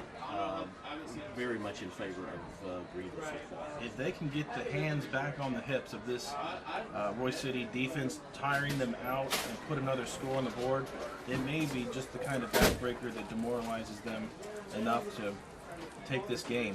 And guys, I'm still interested. We haven't seen their leading rusher for the season No. here tonight, so I don't know if that is a saving him for the second half for fresh legs, or there might be a slight injury and they're playing it safe with his help, or there might be something else coming in. You never know. It could be a school issue. However, whatever the issue is, we have not seen Bryce Martinez on the field, and the Bulldogs have to be missing him tonight. Number 47, Anthony Ortiz, teeing up the ball for the Bulldogs.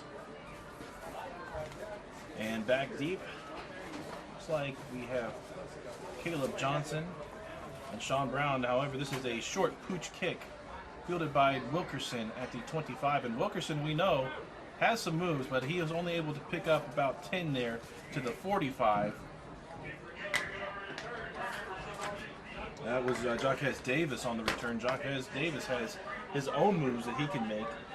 10 yards on the return, though, gives them decent field position at the Greenville 36. So they're going to start this drive in their own territory with a 7-point lead. Coming out on the field, Lester Turner at running back.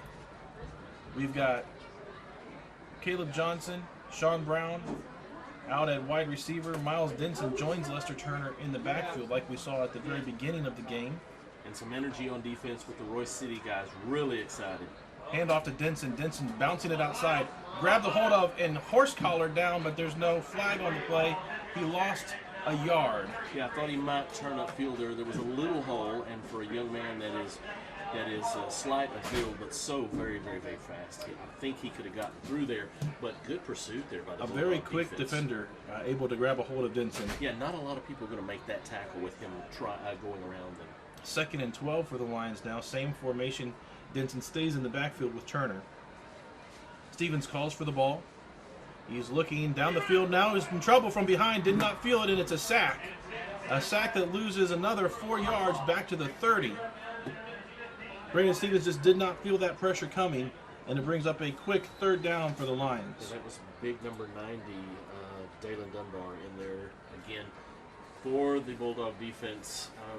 Not a lot of time there, but had he pulled the ball down, he might have had a little room. Now, the receiver on the far side was open. He was deep, and I don't know that Brandon would have time to have seen him and wind up and get the ball down that far. Spread formation for the receivers. Lester Turner in the backfield. Low snap fielded by Stevens. He's looking down the field, looking down the middle. Picked off by the Bulldogs. Picked off right at the 35-yard line and returned inside the 30. Brandon Stevens did not see that linebacker sitting down in the zone, and he had an easy pick. He really did. That was a post across the middle, and the receiver was open, but the linebacker was dropping into coverage and hitting right in the breadbasket, actually. And that was 45, Blake Booman with the interception, and there's a flag at the end of the play here. We'll see what it is. However, a disastrous first series there for the Lions as they come out of the locker room and turn the ball over. It's going to be a personal foul, a face mask against the Lions as they tried to make the tackle. And now the Bulldogs are going to have amazing field position for their first drive of the second half. Yeah, this is just the absolute worst that you would want to happen. Not only the interception in your own end of the field, but a major infraction. Personal foul, 15 yards, and the Bulldogs are starting at the 14-yard line. So a big set of downs here for the Greenville defense. Yeah, inside the red zone already. They come in with 2 running backs and lots of blockers in front of them. It goes to Petty Dozier on the pitch. Petty Dozier makes it through the first line of defense and picks up around 4 on the carry, very near the 10-yard line. And there are some guys in red flying around there because they see the urgency. There is Bulldog offense inside their own 20-yard line. Same formation, opposite direction. It's pulled back by Oliver, and Oliver is taken out of bounds. I believe that was Tucker Moment on the pursuit. No, I'm sorry, that's 28. A great tackle by Giancarlos Beltaton. Mr. Beltaton again. He Outstanding. Oliver tried to pull it out of the belly of Petty Dozier and run it himself, but Beltaton was right there. Brings up a 3rd and 11, a big play by the Lions. 3rd down and 11, snap is back. Oliver looking to the corner of the end zone for Jackson, and he's out of bounds. He made the catch but was out of bounds. Tyrekus Davis right there on the coverage says he wants the interception, but both of them fell out of bounds and brings up a 4th down for the Bulldogs. Good coverage by Wow. Davis, guys, there in the end zone, and he's giving up a good 6 or 8 inches. Yes. He had to time that one just right because Jackson got behind him at the end, but Davis able to knock the ball away. The snap will be spotted at the 23, so this is a 33-yard field goal attempt into the north end zone with a slight south wind. Anthony Ortiz with the attempt. It's a low kick. It's a line drive, but it is good. And so with their excellent field position, the Bulldogs able to come away with only 3 points, makes it a 14-10 game with 9 minutes and 36 seconds left in the 3rd quarter.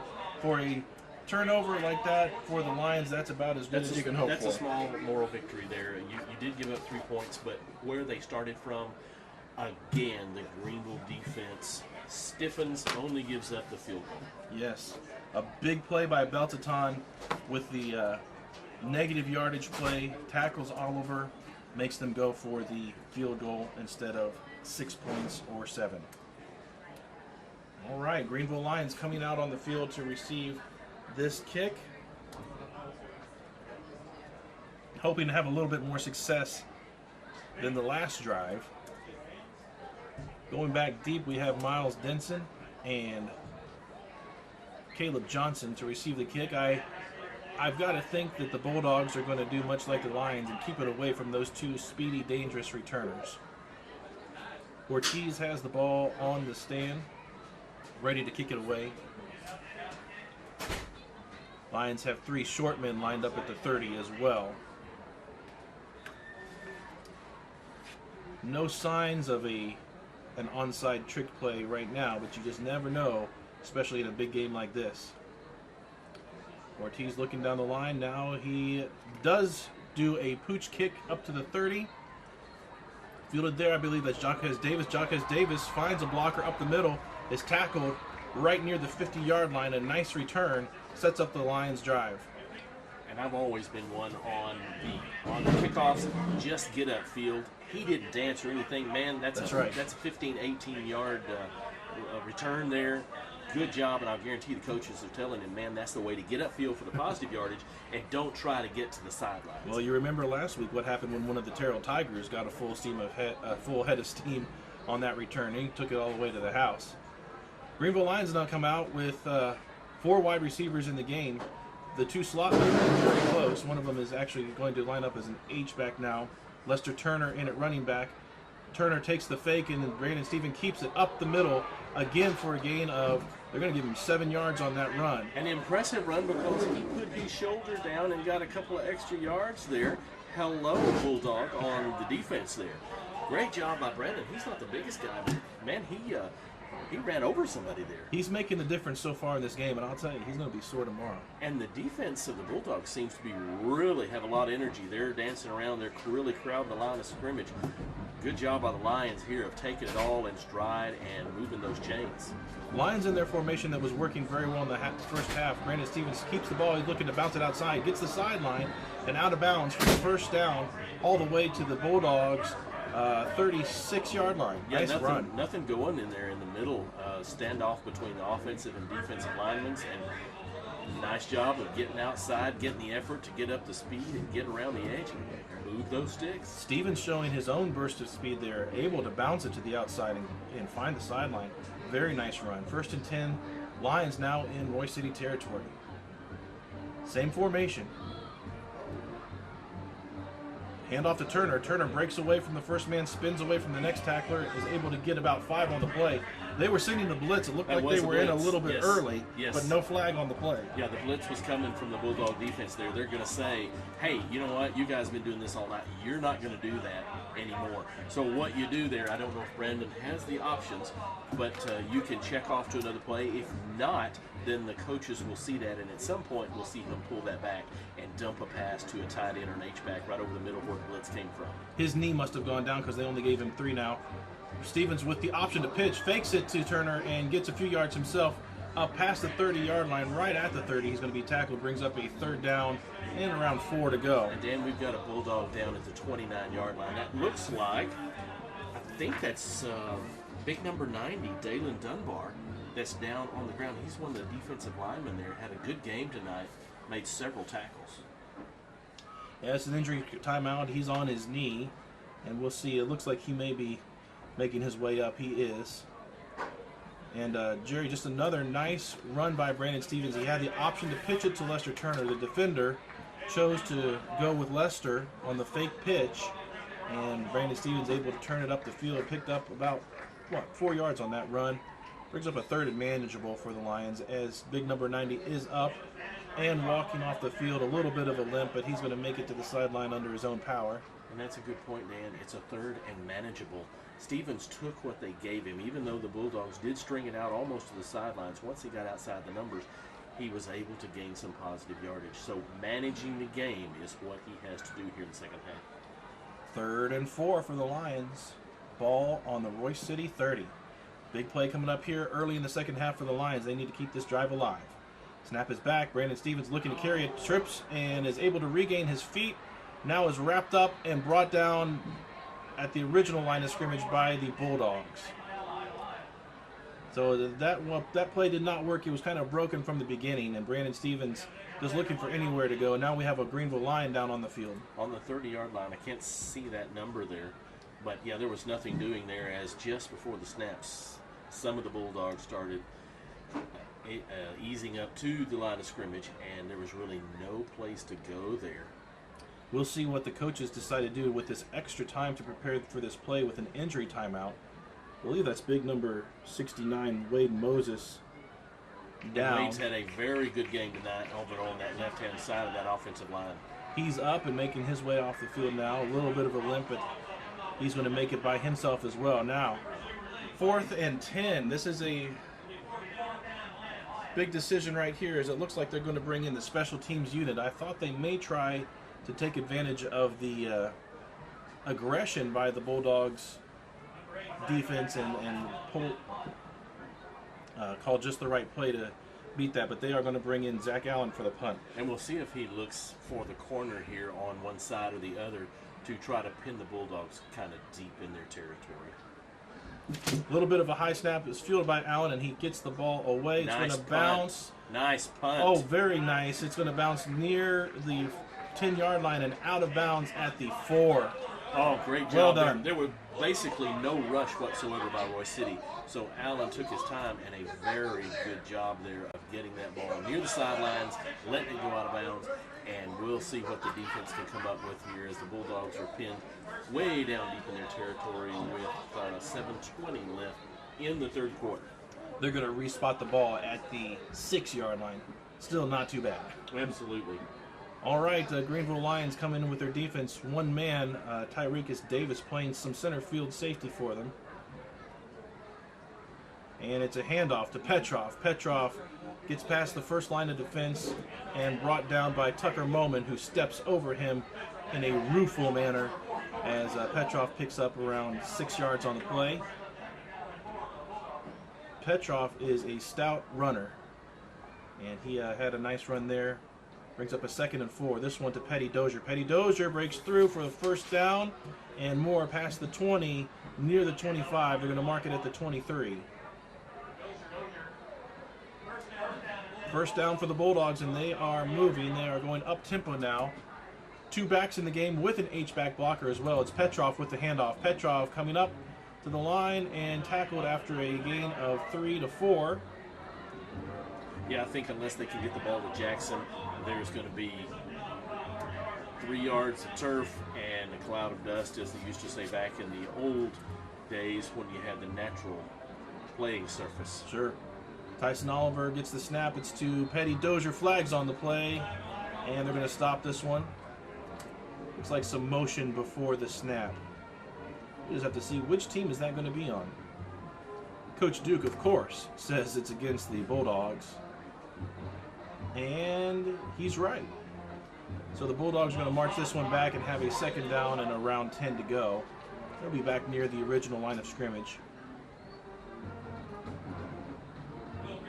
Now inside the 25, back down to the 23. Second and 10. And one of the coaches pointing at Jackson on this near side, so we'll see what the Bulldogs come up with here. Is they've got four receivers now. Could be a screen pass out here to Petrov. They like to run that play in this position, but they're going to go the other way and look for Jackson on the double move down the field. Well defended by Anderson. He had no chance at that. Kenton Anderson didn't bite it at all on the double move. And Tucker Moman put a hit on the quarterback. It was a legal hit.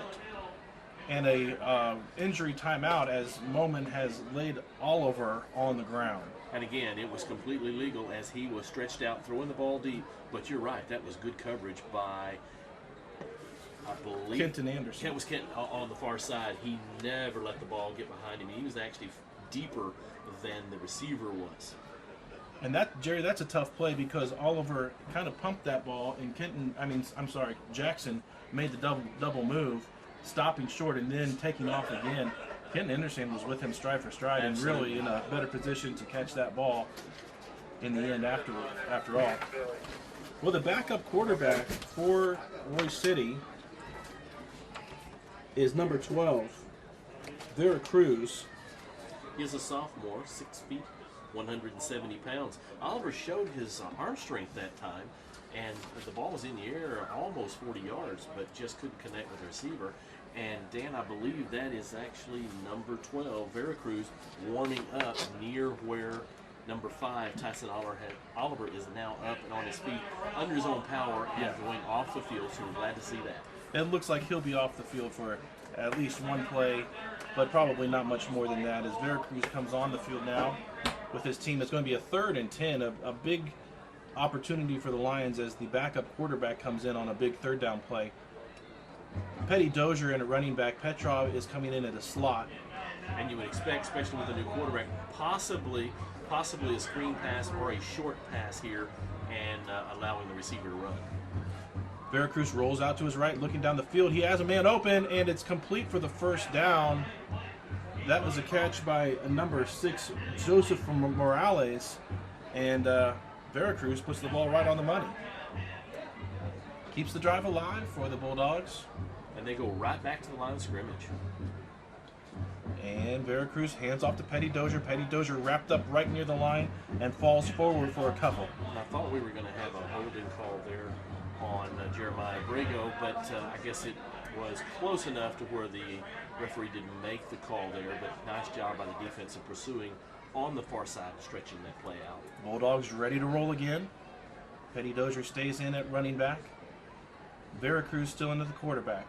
Vera Cruz takes a snap, hands it off to Petty Dozier. Petty Dozier looking to bounce it outside, now goes off tackle.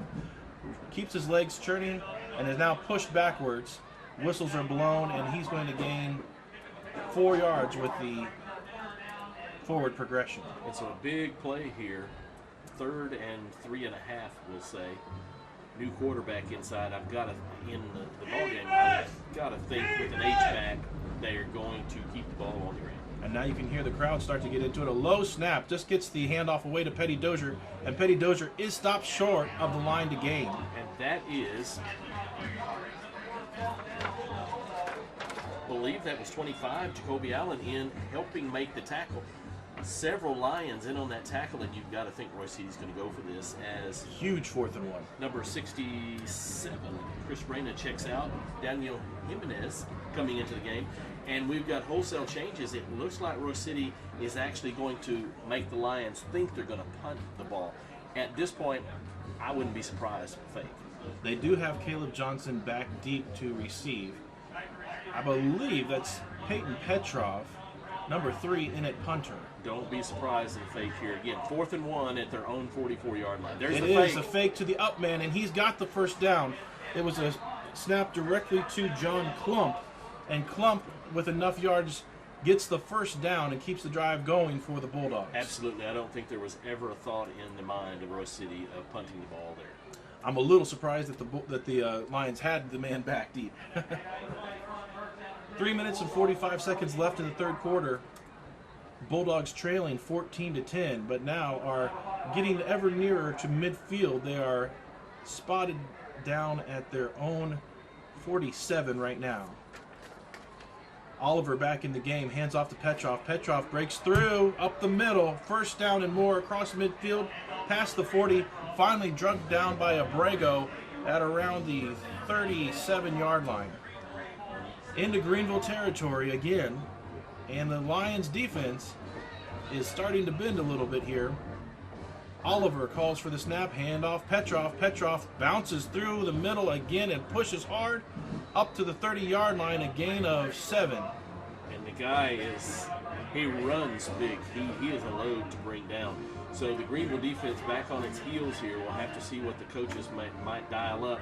Not really a huge threat of throwing here, so we might see some Lions creeping toward that line of scrimmage. 2nd and 3, this time to Petty Dozier. Petty Dozier with the first down all the way down to the 25. Number 60, Dyshawn Grigsby in on the tackle there, but the chains are moving as the clock rolls down below 3 minutes left in the third quarter. Guys, they're getting close here. Keytron Johnson coming out wide to the left. He's got single coverage. High snap fielded by Oliver. It's a handoff to Petrov. Petrov not much there to gain. He only picks up 2 to 3 on their play. That was the 12th play of this drive. Again, several line defenders getting up slow. And the Bulldogs are right back to the line of scrimmage.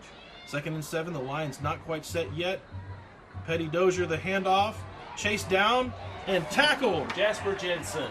What a play by Jensen to drag him down behind the line of scrimmage and bring up a 3rd down and long. And guys, if he had gotten outside, there were yards to be had there. So it brings up a big 3rd and 10 as the clock rolls down below 2 minutes. Lions making some substitutions here, and the Bulldogs right back to the line of scrimmage on the Lion 25-yard line with 1:50 left in the third quarter. Here we go. Petty Dozier takes the fake, and Oliver's rolling out. He's brought down and sacked by Abrego at the 30-yard line. And that's going to be a 4th down and 15. We'll see what the Bulldogs decide to do now. Abrego ate him up for lunch and dinner. He did. Broke off of that block, the attempted block, I should say. And as you said, he ate the lunch of both the blocker and the quarterback that time. They're not bringing on their kicker. It's 4th and 15 at the Lion 30-yard line. So Royse City has to get down inside the 15-yard line to get a first down. And you hear in the background the fans starting to stomp their feet. 4th and 15 from the 30 with 1 minute left in the third. Here we go. Watch for number 8, Keytron Jackson. Oliver looking to pass, has a man in his face. It's tipped up in the air and knocked down, but a flag on the play. I think they're going to get a Greenville Lion for pass interference on this one. Wow. What a play. And you hear a lot of things going on in the crowd. That was awful close, but I think you're right. They may charge the Lions with defense, which will mean an automatic first down. And that's a rough one because it's the kind of a play where the receiver just ran into the defender who had a good position on the ball, but you can't impede the receiver's path to the ball. So we'll see what the call is here. Pass interference on the defense, and that will be a first down as huge play, fake punt, and then this. So, yeah, a lot going on here for the Lion defense. Smart play just to throw it up and see if they can get the first down or get the pass interference, and sure enough they did. Now they have a handoff to Petrov coming up the middle. He's got another first down inside the 10-yard line all the way down to the 5, where it's a first and goal from the 4, and the Bulldogs lined up to go already. Handoff, Petrov. Petrov pushing forward, falls into the end zone for the touchdown. Second effort by Petrov is enough to get it there. And Petrov actually intimidating one of the Lions walking by him. No penalty there, and The fullback on that play was leaning forward well before the ball, but he did not bring his hand off of the ground, so there was no call. 17-play drive. 36 seconds left in this quarter, and with this extra point, which is up and good, the Bulldogs retake the lead 17-14. We'll see how the Lions respond when we come back. You're listening to Lions Football on Easy Rock 105.9 and AM 1400 KGVL. Doggone it. Sorry, restroom up here. No. 6 minute 54 second drive. How much? 15. Okay. Yeah, man, you got to come out here because the tide has turned. Oh my word! Fake punt and a penalty. Welcome back to Lions Football. The Lions just falling behind right now, 17-14, as the Bulldogs keep a drive alive with a fake punt and then a big pass interference penalty that allows them to score on the short Peyton Petrov run into the end zone. We'll just see that field goal that the Bulldogs kicked earlier looming large now as they have the 3-point lead. Bulldogs have the ball on the tee. Back deep, we've got Denson and Johnson. Again, Bulldogs have not kicked it deep yet tonight. And over half of the third quarter expired on their last drive. So good job by the Bulldogs offense there. A squib kick on the ground, bounces off the lines, and the Bulldogs recover it. That kick was straight at one of the Lions. It bounced right off of him. That was Elijah Wolford not able to get out of the way, and the Bulldogs have the ball across midfield again. And that is absolutely no mistake. That was very purposeful because as the front linemen turn to run back and meet the ball carrier and turn back around toward the Bulldogs, you almost have your back turned. So they have practiced that, and that is a very, very clever onside kick. Defense needs a big play here as Petrov takes the handoff and runs for 5, maybe 6 there. Petrov is the kind of runner like Lester Turner who's just going to wear you down in the second half, especially as they come up to the line quickly. 20 seconds left in the third quarter, and they're at the line ready to snap it again. Petrov and Petty Dozier in the backfield. Handoff to Petty Dozier. He turns the corner and breaks away. He's got one to beat. Tyrekus Davis is able to chase him down and tackle him inside the 20, down at the 19. Bulldogs in the red zone again. What a turn of events after the penalty and the fake punts that kept the drive going before. And they do get a playoff here before the end of the third quarter. It's a handoff to Petrov, who is taken down very quickly at the line or behind it, and that will be the end of the third quarter. An amazing third quarter for the Bulldogs as they're able to put 10 points on the board and come away with the lead 17-14, and they're threatening to add more. We'll see if the Lions can stop them when we come back. You're listening to Lions Football on Easy Rock 105.9 and AM 1400 KGVL. And after, you kidding me? After a 17-play drive, you know the defense is exhausted. You think about how big that pass interference call was. It turned the whole game. Turned the whole game. 15. They'd gotten the ball right there. Yeah. Otherwise, we're still in the lead and in command of the game. Start of the fourth quarter here on KGVL, and the Lions trailing the Bulldogs 17-14, trailing for the first time in the second half after that last touchdown added on.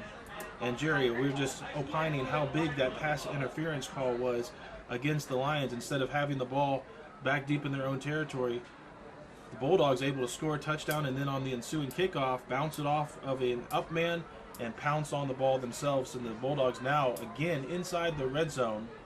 Ball spotted at the Greenville 19, a second and 10 to go to start this fourth quarter. And a Lion defense that has just come off a 17-play drive by the Bulldogs. And there seems to be some confusion on the sideline of Greenville to get players on the field. Handoff, Petrov looking to bounce it outside. He's tackled very quickly. There's There was also a hold. a flag on the play. We're hoping it's a hold against the Bulldogs. Yeah, someone made an almost good tackle on the Bulldog, and I think it was actually on Tucker Moman, who's limping on the far side, but he seems to be okay. A gain of 3 on the run by Petrov, but it may be coming back. Jasper Jensen coming off as big number, I believe that was number 60, Dashawn Grigsby, checks into the game for the Lions. So the Lions putting some beef into the game here. Grigsby's had a very good season for the sophomore, made lots of tackles and quite a number for loss. So a big penalty here for the Bulldogs brings up second and about 17. Yes, a spot foul gives them at least a few yards, but a long way to go here. Outside of the 20 now. 1 in the backfield. It's Petty Dozier along with Oliver. Oliver calls for the ball. 3 wide receivers in the game. Fakes it to Petty Dozier. Keeps it himself and has nowhere to go. He's brought down right at the line of scrimmage. Jeremiah Abrego has another nice little snack along with number 67, Chris Reyna, in on the tackle. 3rd down and 16 to go now for the Bulldogs. The Greenville Lions really need to hold them to 3 or less here. Oliver takes the snap, looking to pass, pump fake, rolling out to his left. Throws down the field. He's got his man. It's number 2. That is Michael Alfin with a 1st down and more inside the 10-yard line. A little too much space there by that defender for Michael Alfin. A lot of cushion over there. Yeah. That's going to be a 1st and goal for the Bulldogs. Ball on the Greenville 6. Wow. Again, another opportunity to stop them with a 3rd and very long to go, and the Lions bid on the pump fake. 2 in the backfield now. Handoff goes to Petrov, and Petrov is pushed backwards. Back to the 9. Grigsby again, and I believe that was 67, Chris Reyna in there. I can't quite see. He has a muffled up jersey here. Lion defense again, guys, coming off a 17-play drive by this Bulldog offense, standing tall so far to keep the Bulldogs out of the end zone. 2nd and goal, however, from the 10. Alfin out wide to one side, Jackson wide to the other side. Lots of blockers in the running. It's a handoff to Petty Dozier. Petty Dozier looks to turn it off the right tackle. Finds a few yards back to the 6-yard line. It's going to be a 3rd and goal from the 6. And Dozier got outside before the blitz could get between or just outside the tackles to gain some yardage. So big 3rd down here. You know it's 4-down territory for the Bulldogs, at least at this point, especially if they get close to that marker. And big Peyton Petrov in the slot. May try a bubble screen here, as Petty Dozier is the only running back in the game right now. It's a drop snap. Oliver picks it up, looking to run. There's a flag on the play. The Lions push him out of bounds. It looks like there's going to be another hold against the Bulldogs. Yeah, nice tackle by the offensive tackle. Actually, it was a tight end, Peyton Haynes, for the Bulldogs. Nice tackle on, I believe that was Abrego. So that penalty will bring the ball back. That's the first bad snap of the 2nd half for the Bulldogs. Not quite in the hands of Oliver. And it looks like the line coaches are going to decline that, making it 4th down for the Bulldogs. It is a holding against the Bulldogs, and they do decline it. It's going to bring up a 4th down. And let's see where they spot this ball. They had it at the 6, and it looks like they're going to mark this one at the 7 and bring on the kicking team. Good news for the Lions if they actually go for this field goal. That's a 6-point lead, and that is not a great lead to have in football. And again, would not be surprised at all of a fake field goal here. The good thing is it is on the near hash. It is not in the middle of the field. 9 minutes, 32 seconds left in the game. The snap is back. The kick is up, and it is no good. Just outside the near upright, and what a big play. A 3-point lead is even worse than a 6-point lead, and we'll take that. Good job by the Lions defense. Nice pursuit on that bad snap that Oliver had to field. Bending, but did not break. That's right. And they are, that's as good as you can hope for coming out of that situation with the pseudo onside kick that the Bulldogs were able to recover. And we'll see what the Lions are able to muster up here as they come back on the field. We've got Caleb Johnson out wide to the left. Sean Brown and Miles Denson going out to the right. An H-back blocker in as long with Lester Turner in the backfield. Brandon Stevens in the shotgun. Trailing by 3, low snap, fielded by Stevens, hands off to Turner. Turner running off tackle to the left side, picks up around 2 yards on the play. There is a flag at the end. And I believe a couple of the Lions are indicating there might have been a little face mask there on Lester Turner. We'll see as the linesman now comes to the referee. Maybe defenders grabbing for the ball and inadvertently grab his face mask. And it sure is. It's a face mask against the Bulldogs to give us 15 more. And with the Lions coming out with 3 or 4 receivers on that, the Bulldogs are still playing 3 down linemen, 3 linebackers with 1 walked-up safety very, very close.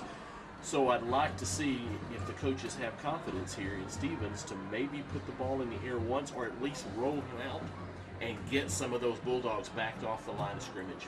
You know what will help with that is if they can get a nice gain on first down, Absolutely. give them some cushion on second down to try a play like that. We'll see what they call up here. 9 minutes left in the game. Greenville trailing by 3, 17-14. Stevens fakes to Turner, pumps once, down the line to Caleb Johnson.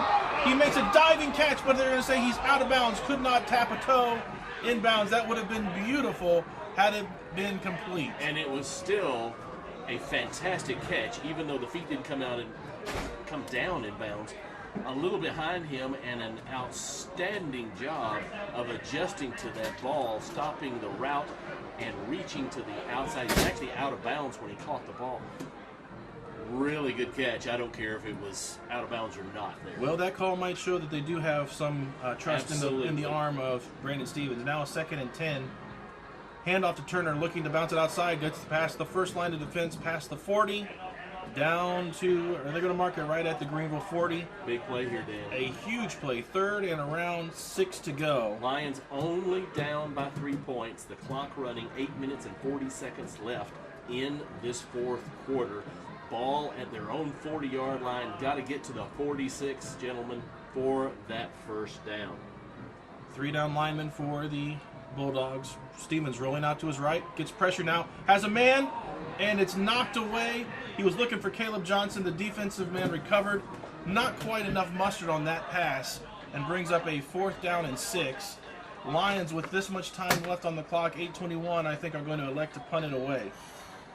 Yeah, the ball just came out of his hands really high there, and not really a big chance for Johnson to be able to catch that ball. He had a man right in his face. I think if the pressure hadn't been there, he would have put put the mustard on it as he usually does and got it into his man before the defense could recover. Allen into punt. Back deep is Jackson. Ball's up in the air. Jackson calls for the fair catch, and it is made at the 24-yard line. So Greenville Lions, nothing to show for that drive. Still down by 3 with 8 minutes 11 seconds left in the game. Bulldogs coming back on the field.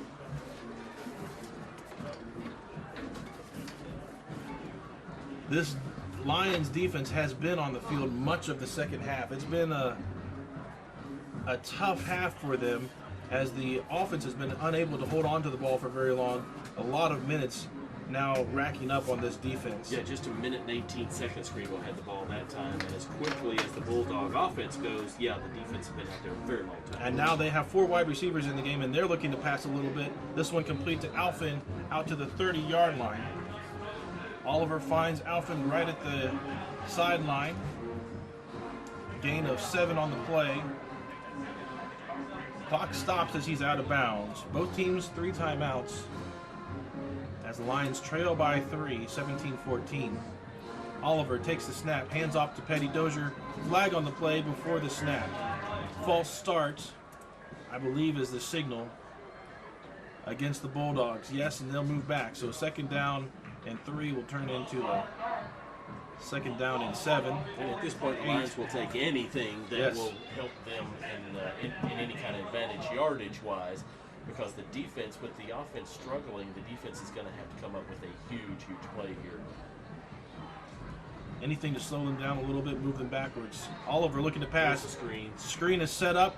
Pass is complete. This one to Jackson. Jackson breaks away from his first tackler. Has the first down and more past the 40 to the 42. There's that screen that you have been looking for all night, Jerry. We knew the Bulldogs would pull it out at some point. Yeah, I think so. That's the inside receiver screen to Jackson, and he got it kind of slow. He's going to limp off over there, but the guy's a really good athlete.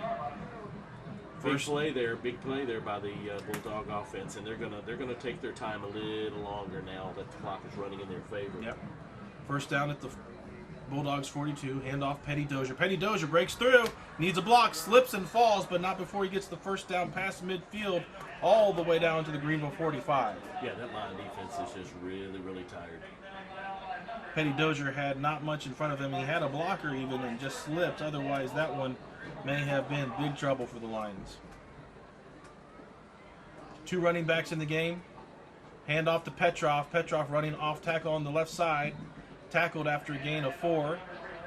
Jacoby Allen over there helping out. And also looks like, I believe that was number 51, Daniel Jimenez, getting all the way out there from his tackle spot to help make that tackle. So the Lion defense really digging deep here. Clock keeps running. Second down, 6 to go. Handoff, Petty Dozier. Petty Dozier wrapped up and brought down. I believe that was Beltaton on the tackle after a short gain of 2. Brings up a third down and around 4. Abrego in there again. Again, the defense has to really come up big here. Clock down to 6 minutes, 45 seconds. A big 3rd and 4 here at the Greenville 39. This is certainly 2-down territory for the Bulldogs as they hold on to a 3-point lead.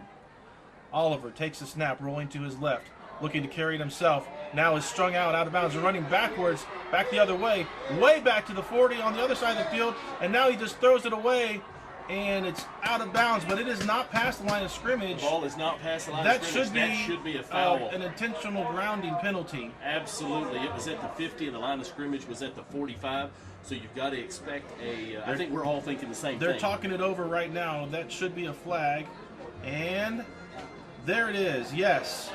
Flag comes out. A brilliant play by the Lions as they chased Oliver down, and they make it so that he has to throw that ball away, and he can't get it to the line of scrimmage. And the Royse City coaches out on the field, they're saying, hey, he was throwing to this receiver. It doesn't matter if the receiver was there. The ball did not get back to the line of scrimmage.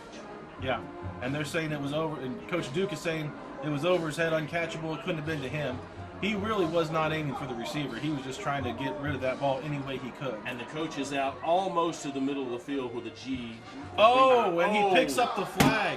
Coach Duke is unhappy about this as he picks up the flag. He listened to one coach, and now Coach Duke says, you got to listen to me.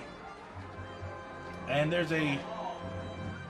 Well, the Royse City coach just talked himself out of a flag. And you don't see that very often because the linesman and the referee had a powwow about it, pulled the flag out, and then the coach argued his way out of it. That's huge. And it makes a 4th and 4, and the Bulldogs are lined up to punt, but we don't know. Maybe they'll fake it again in all this confusion.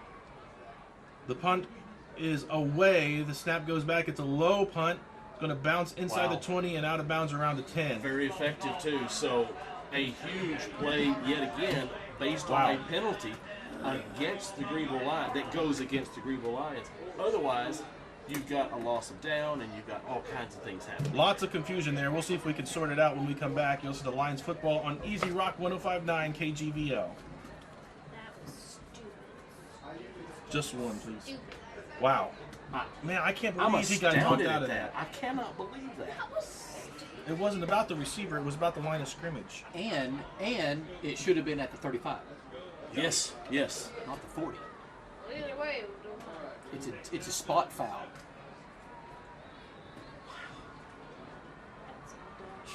That's ridiculous.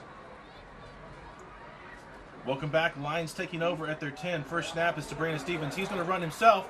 He takes it out past the 20. A nice block by Miles Denson, carries his man all the way out of bounds. He's lucky he didn't get a little bit of a penalty there for some extracurricular. Be smart, Mr. Denson. A nice block, but you got to let off when the play is over. And I think what the coaches are saying there is, okay, let's block 10 people and let's let Brandon Stevens put the car in gear and let his wheels do the talking. Really good job there of getting outside and getting that field by Brandon. 5:55 left in the game. Lions trailing by 3. Handoff to Turner. Turner off tackle to the right side. Breaks through. Spins away from another tackler. First down all the way to the 35 and down to the 36 on the Greenville side of the field, but they are moving. Greenville hitting on all cylinders on offense. Great blocking up front by those Greenville Lion offensive. Good position here for the Lions as they're able to keep the Bulldogs from scoring again. All they need is a touchdown to take the lead, and they can run a lot of this clock themselves.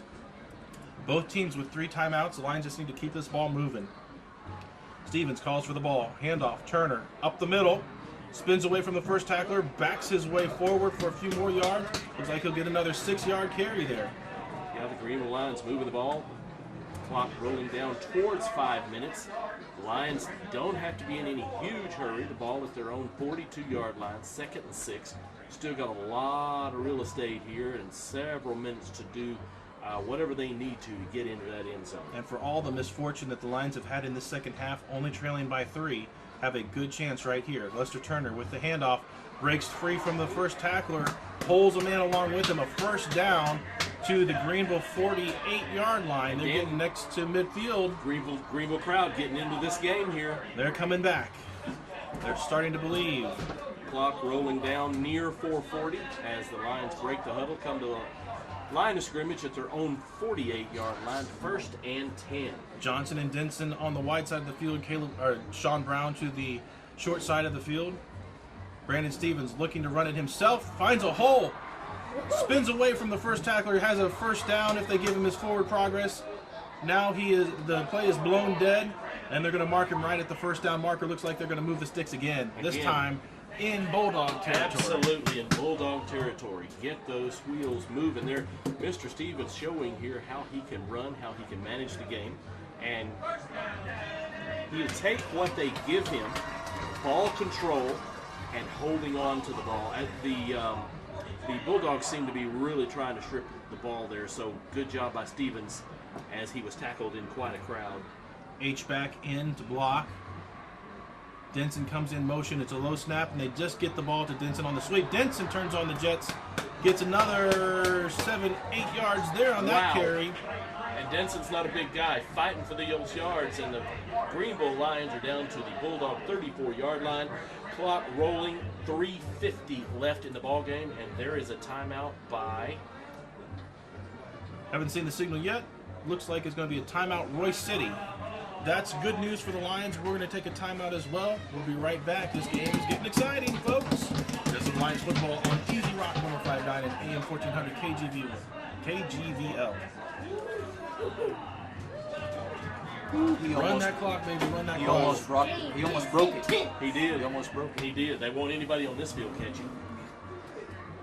15-15. Thank you, Just sir. got to keep it up. We're going to keep this ball on the Keep it ground going. now. Have to keep 4 it down on the ground. territory. Yeah, on the ground. Deep Wear them cleansing. down. Wear them down. We're back for the exciting fourth quarter. 3 minutes and 54 seconds left in the game. The Greenville Lions trail by 3, 17-14, but they have the ball and they are on the move now, marked at the Bulldog 34. 2nd and 2 here for the Greenville Lions. They come back out onto the field. In the package, it's been working for them well all night long with Lester Turner at running back. We've got the H-back blocker in and 3 wide receivers, including Denson, Johnson, and Brown. And kudos to the Greenville Lion offensive lineman tonight. Denson in motion. Other way, Brandon Stevens keeping it himself, breaks away from one tackler, is hit from behind and brought down, but he's got a first down right near the 30-yard line. Stevens a little shaken up there as he was hit hard from behind. He really was then, and I don't know if that's that ankle he was lifting on earlier or not, and it is, and it looks like we'll see Josh Luna very, very quickly here. And the coach... Brandon Stevens now goes down to the ground on the field, so it will be an official timeout. Luna was already on the sideline throwing the ball, warming up his arm, and so he will come in for at least one play, as Brandon Stevens may have been rolled up on his leg there. Yes, and Big Sam Martin, number 73, comes out for the Lions. Well, actually, he's going back in now, so maybe just an equipment check or a sip of water there, but big plays coming here First down, 3 minutes and 44 seconds left. Big plays here for the Greenville offense. Got to get to that red area of that end zone down there with the big lions in it, Dan. 1st and 10. The clock starts to run. Ball on the Royse City 31. Josh Luna in at quarterback. Lester Turner running back. Our same 3 wide receivers in the game. Luna asks for the ball, takes the snap, handoff to Turner. Met immediately, rolls away from the first tackle. Wow. Still can't get away from the second. He loses 3 on the play. And I don't know what Bulldog that was, but he met Turner in the backfield. And here comes Brandon Stevens right back into the game. Just needed a little breather. A little bit of a limp there, but he's going to fight through this one for sure. The clock still running now, down to 3 minutes, 5 seconds left in the game. Greenville trailing by 3. 2nd and 13, ball at the Royse City 34. And you got to wonder about Stevens' injury. Will they put the ball in his hands here, or will they be forced to throw it, or will they keep it on the ground? Denson in the slot, goes in motion. Looking for Turner out in the flat. Led him too much, and it's incomplete. That's going to be a 3rd down and a big 13 to go. Yeah, that one just wasn't happening all the way around as Octavian Wilkerson checks in. 2 down territory. So 3rd and 13 for the Lions from the 34-yard line of the Bulldogs. 2 minutes and 44 seconds left. The 2:44 at this point really doesn't matter. You've got 2 plays to get 13 yards. Now, Jerry, you do know that they can go for this field goal to tie it up, and we know that Allen has the leg to do it. So we'll see what they get on this 3rd down play. Brandon Stevens looking to pass. Fires over the middle. Sean Brown has to play defense. Now, that was the same sort of play where the Bulldogs drew a flag last time. We don't get one. No call. And it's going to be a 4th down and 13 for the Lions. And what I'd like to see here is the Lions line up like they're going to go for it. Do a hard count. See if you can draw the defense off sides, get an extra 5 yards, and let Allen attempt a long field goal. But we'll see. 2 minutes, 39 seconds left in the game. I think the referees just determined that Sean Brown was playing defense at that point and was not really the offensive receiver. Offense stays on the field. Stevens calls for the ball, looking down the field. Up the middle, he's sacked behind the line. Big 94 for the Royse City Bulldogs, penetrates and brings him down. Jamie Cortez, and it's a turnover on downs. Greenville Lions sacked at the 40-yard line. Well, I'm really surprised there. I thought maybe Allen would take a shot at a long field goal. That would have been, it would have been 45 yards or 46, maybe at the very edge of his length, but the attempt would have been there. Now, with 2 minutes and 34 seconds left in the game, the Bulldogs will look to just run this clock down. The Lions do have 3 timeouts. Oliver's flanked on either side by his running backs. He hands it off to Petrov. Petrov picks up 4 on the play, and there's going to be an immediate timeout called by Coach Duke. We'll stick right here since this will be a quick timeout. 2 minutes, 29 seconds, 3-point lead for the Bulldogs. The Greenville Lions need a miracle to get this ball back and try to tie up or take the lead.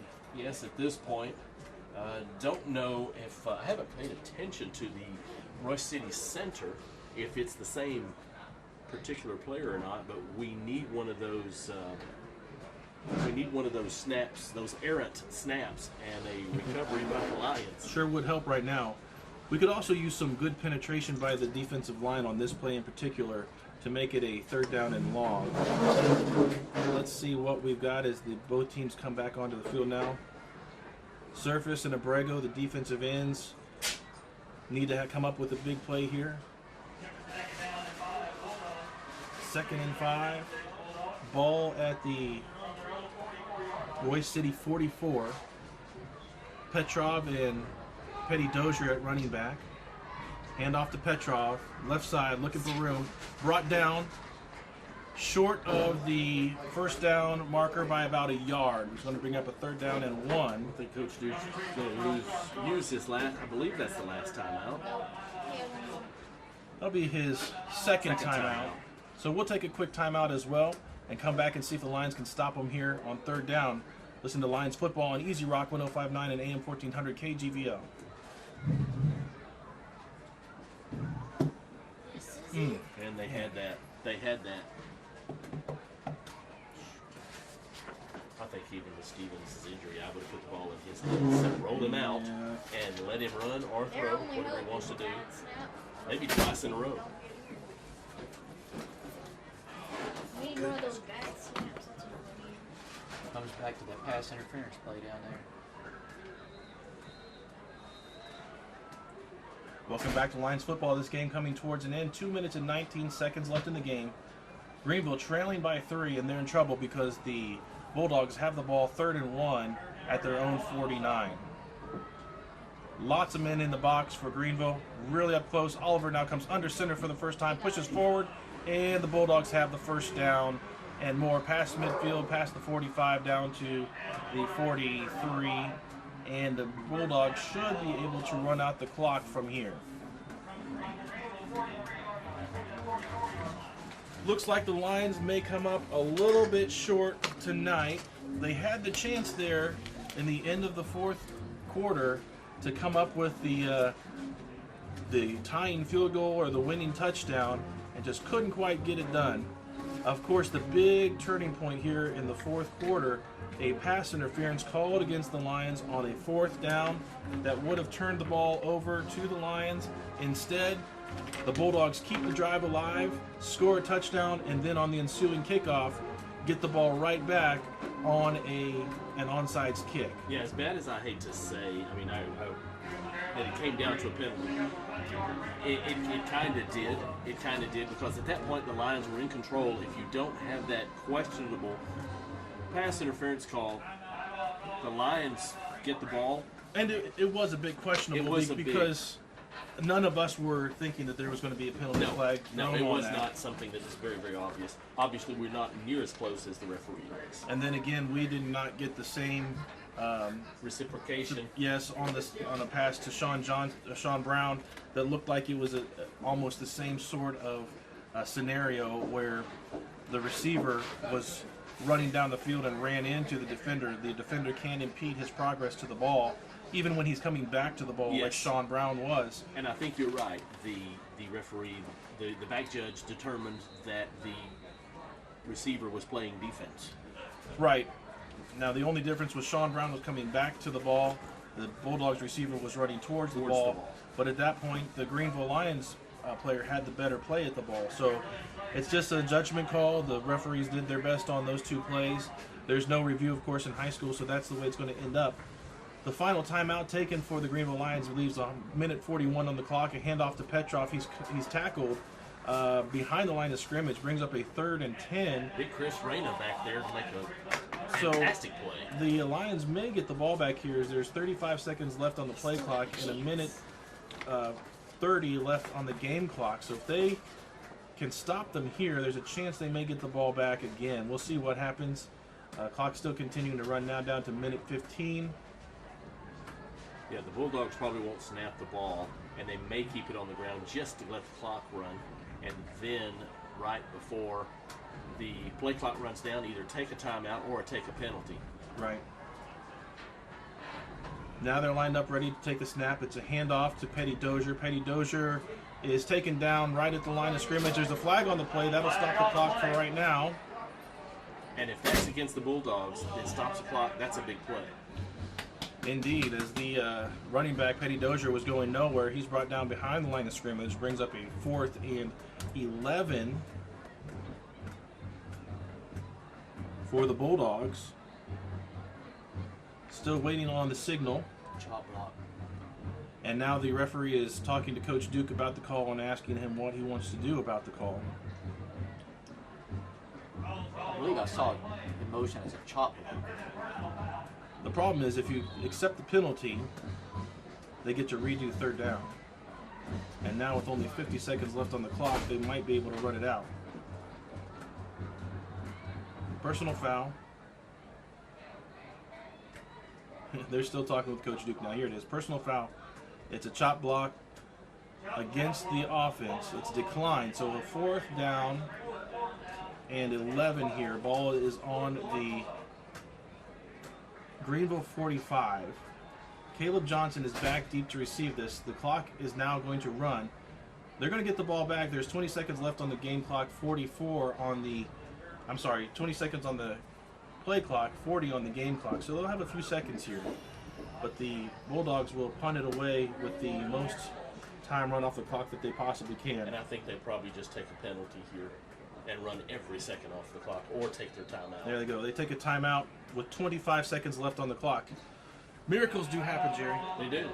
They do. You've got to think that the Lions will put a lot of speed on the field here. You would probably get Denson and some of those back. The Bulldogs will probably look for either the end zone or out of bounds on the punt, not letting the dangerous Lion returners get a hold of the ball. So with that being said, then you would have the Lion offense probably getting one, maybe two plays on offense.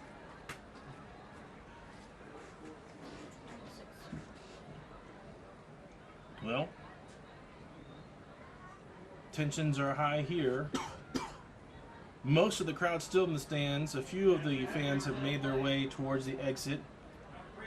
But a lot of the Greenville Lion faithful still want to see how this game ends up.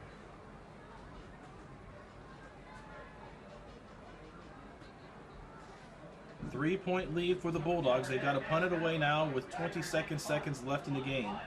Caleb Johnson back deep to receive the punt.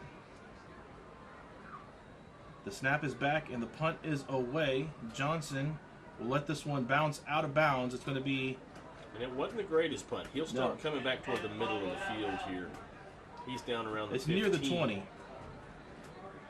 And looks like that's where they'll spot it, at the Greenville 20. With 20 seconds left to go, the Greenville Lions have 80 yards to make something happen. Hook and lateral. Well, you've got to consider something like that, Brent. With only 20 seconds left, you've only got two. Realistically, you only have two plays. Especially and you with have no no timeouts. And they will put the ball down at the Lion 24-yard line. 20 ticks of the clock left. No timeouts. Got to give some protection to Brandon Stevens. Gilstrap in the game at wide receiver with the normal crew. If he could hit someone on the run.